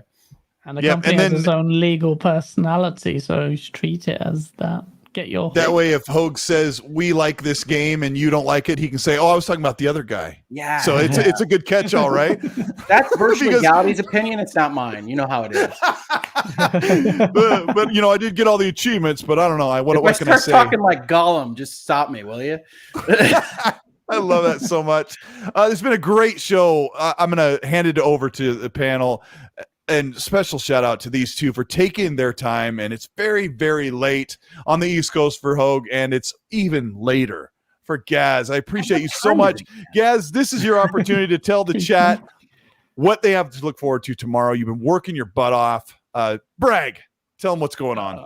Well, the David Jaffe thing was going to be weaponized by me. Of course it was. PlayStation fanboys looking bad. I will come for Xbox fans as well, like I have with Halo. But it's just this feature of this generation with PlayStation fanboys. They are making it very easy for me to create content. So David Jaffe, despite the fact that he destroyed his opponents, if I can call him that, I will be in satirical fashion. Remember, it's satire, and I'm sure that will come across very clearly tomorrow. So there's a very saucy video. I need to film the monologue. I literally rushed out in the middle of London filming stuff. And as I'm recording, someone goes, "Yo, bro, are you filming your music video?" I'm like, "No, man. I'm literally in the middle of filming now." "Oh, what is this, bro?" I'm literally in the middle of filming it. You can literally see me screaming. He's like, "It's Game On Daily." He's like, "Oh, okay, bro. I'm going to subscribe, bro. I got you to subscribe." I'm like, "Oh, wicked." You got to put that in the very end. Film the thing. I'm screaming. And I'm running late for your show. I had half an hour. The journey takes 45 minutes. I came in half an hour. No, I shouldn't say that as a lawyer. But anyway, yeah. So great video coming your way. I hope it is entertaining for you. So let me know if it's crap or not tomorrow. But yeah, thank you so much. Check out GameOnDaily.com, the news aggregation platform. But I'll be delivering the source tomorrow. I can't wait to unleash it. It's 3:20 a.m. I might be working on it. I've got work tomorrow. Don't tell my clients. But yeah, it's going to be fun. But you'll be at full capacity, I'm sure. Yeah. Wow, more power to you, man. I don't think it's Ramadan. I'm in, oh crap, in 30 minutes. I'm not allowed to eat after that or whatever. So I can't even have coffee. So clients, I apologize. Please don't sue me. But no, honestly, that was a very long outro. But it's just, I stayed quiet for a lot of this because I need to be a sponge when Hogue Law's talking. So yeah, I'm it's sorry for absolutely. I'm a verbose person. No, but you don't have to apologize for that because there's a lot of great information there. In fact, I'll be rewatching a lot of it just because you have great takes on it. So thank you so much for just blessing us with your content and insights. As a fellow lawyer, I appreciate it even more. So yeah, thank you, Colt, for facilitating this trifecta of sauceness. Thank you, everyone in chat, and yeah, please check out Game On Daily, one word, YouTube channel. Yeah, Yodani and the mods put your links in there, and my jaw is actually killing. You guys keep me smiling. Hogue, I love watching your content. You have almost daily content on your channel, which is not a lot of people can do as much content as you do. Thank you so much for being here. The chat totally appreciates. They probably learned 97 things tonight. I know I learned 99 things. Tell the audience what the name of your channel is and what you have in the works. What's next? Yeah, well, I thank you for saying so. It's very kind words from both of you. I'm blushing here. I could blend into the wall at any moment. Yeah, we've had a lot of fun in virtual legality this last month because, as I've mentioned a couple times, I'm a corporate lawyer. We talk about business and law, but through the lens of the stuff you care about. So very often it's video games. It's often pop culture. We talk about, Spider-Man moving between Sony and the MCU and everything else. But most recently, I think 4 of my last 5 videos is me looking at the absolutely crazy Elon Musk and Twitter story, which as a corporate lawyer, mergers and acquisitions trained attorney, the fact that poison pill was the trending worldwide topic for a moment in time, I'm never going to get better than that. That's never going to make me any happier on Twitter. I'm retiring from Twitter because it's never going to be any better. I have talked about that at length. If you don't have any idea what a poison pill is, if you have no idea what even happened last week, we've now got a series and playlist on that. I love talking about it. That one is only going to grow because it's only going to get crazier because the board is acting crazy. Elon Musk is acting crazy.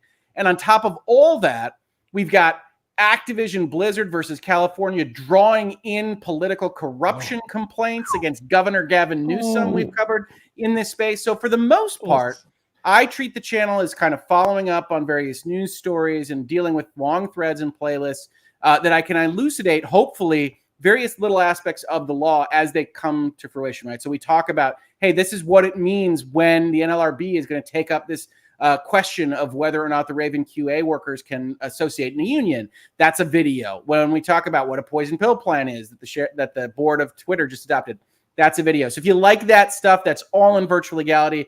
I try to entertain while I talk about these things. They can sound a little bit dry, but hopefully that's coming across in these videos. Just today, I mentioned it in this video, we did try to break down what was happening with that Activision filing and why it was both a big deal because they're fighting stockholder litigation and also not so big a deal because they were already talking about this stuff already.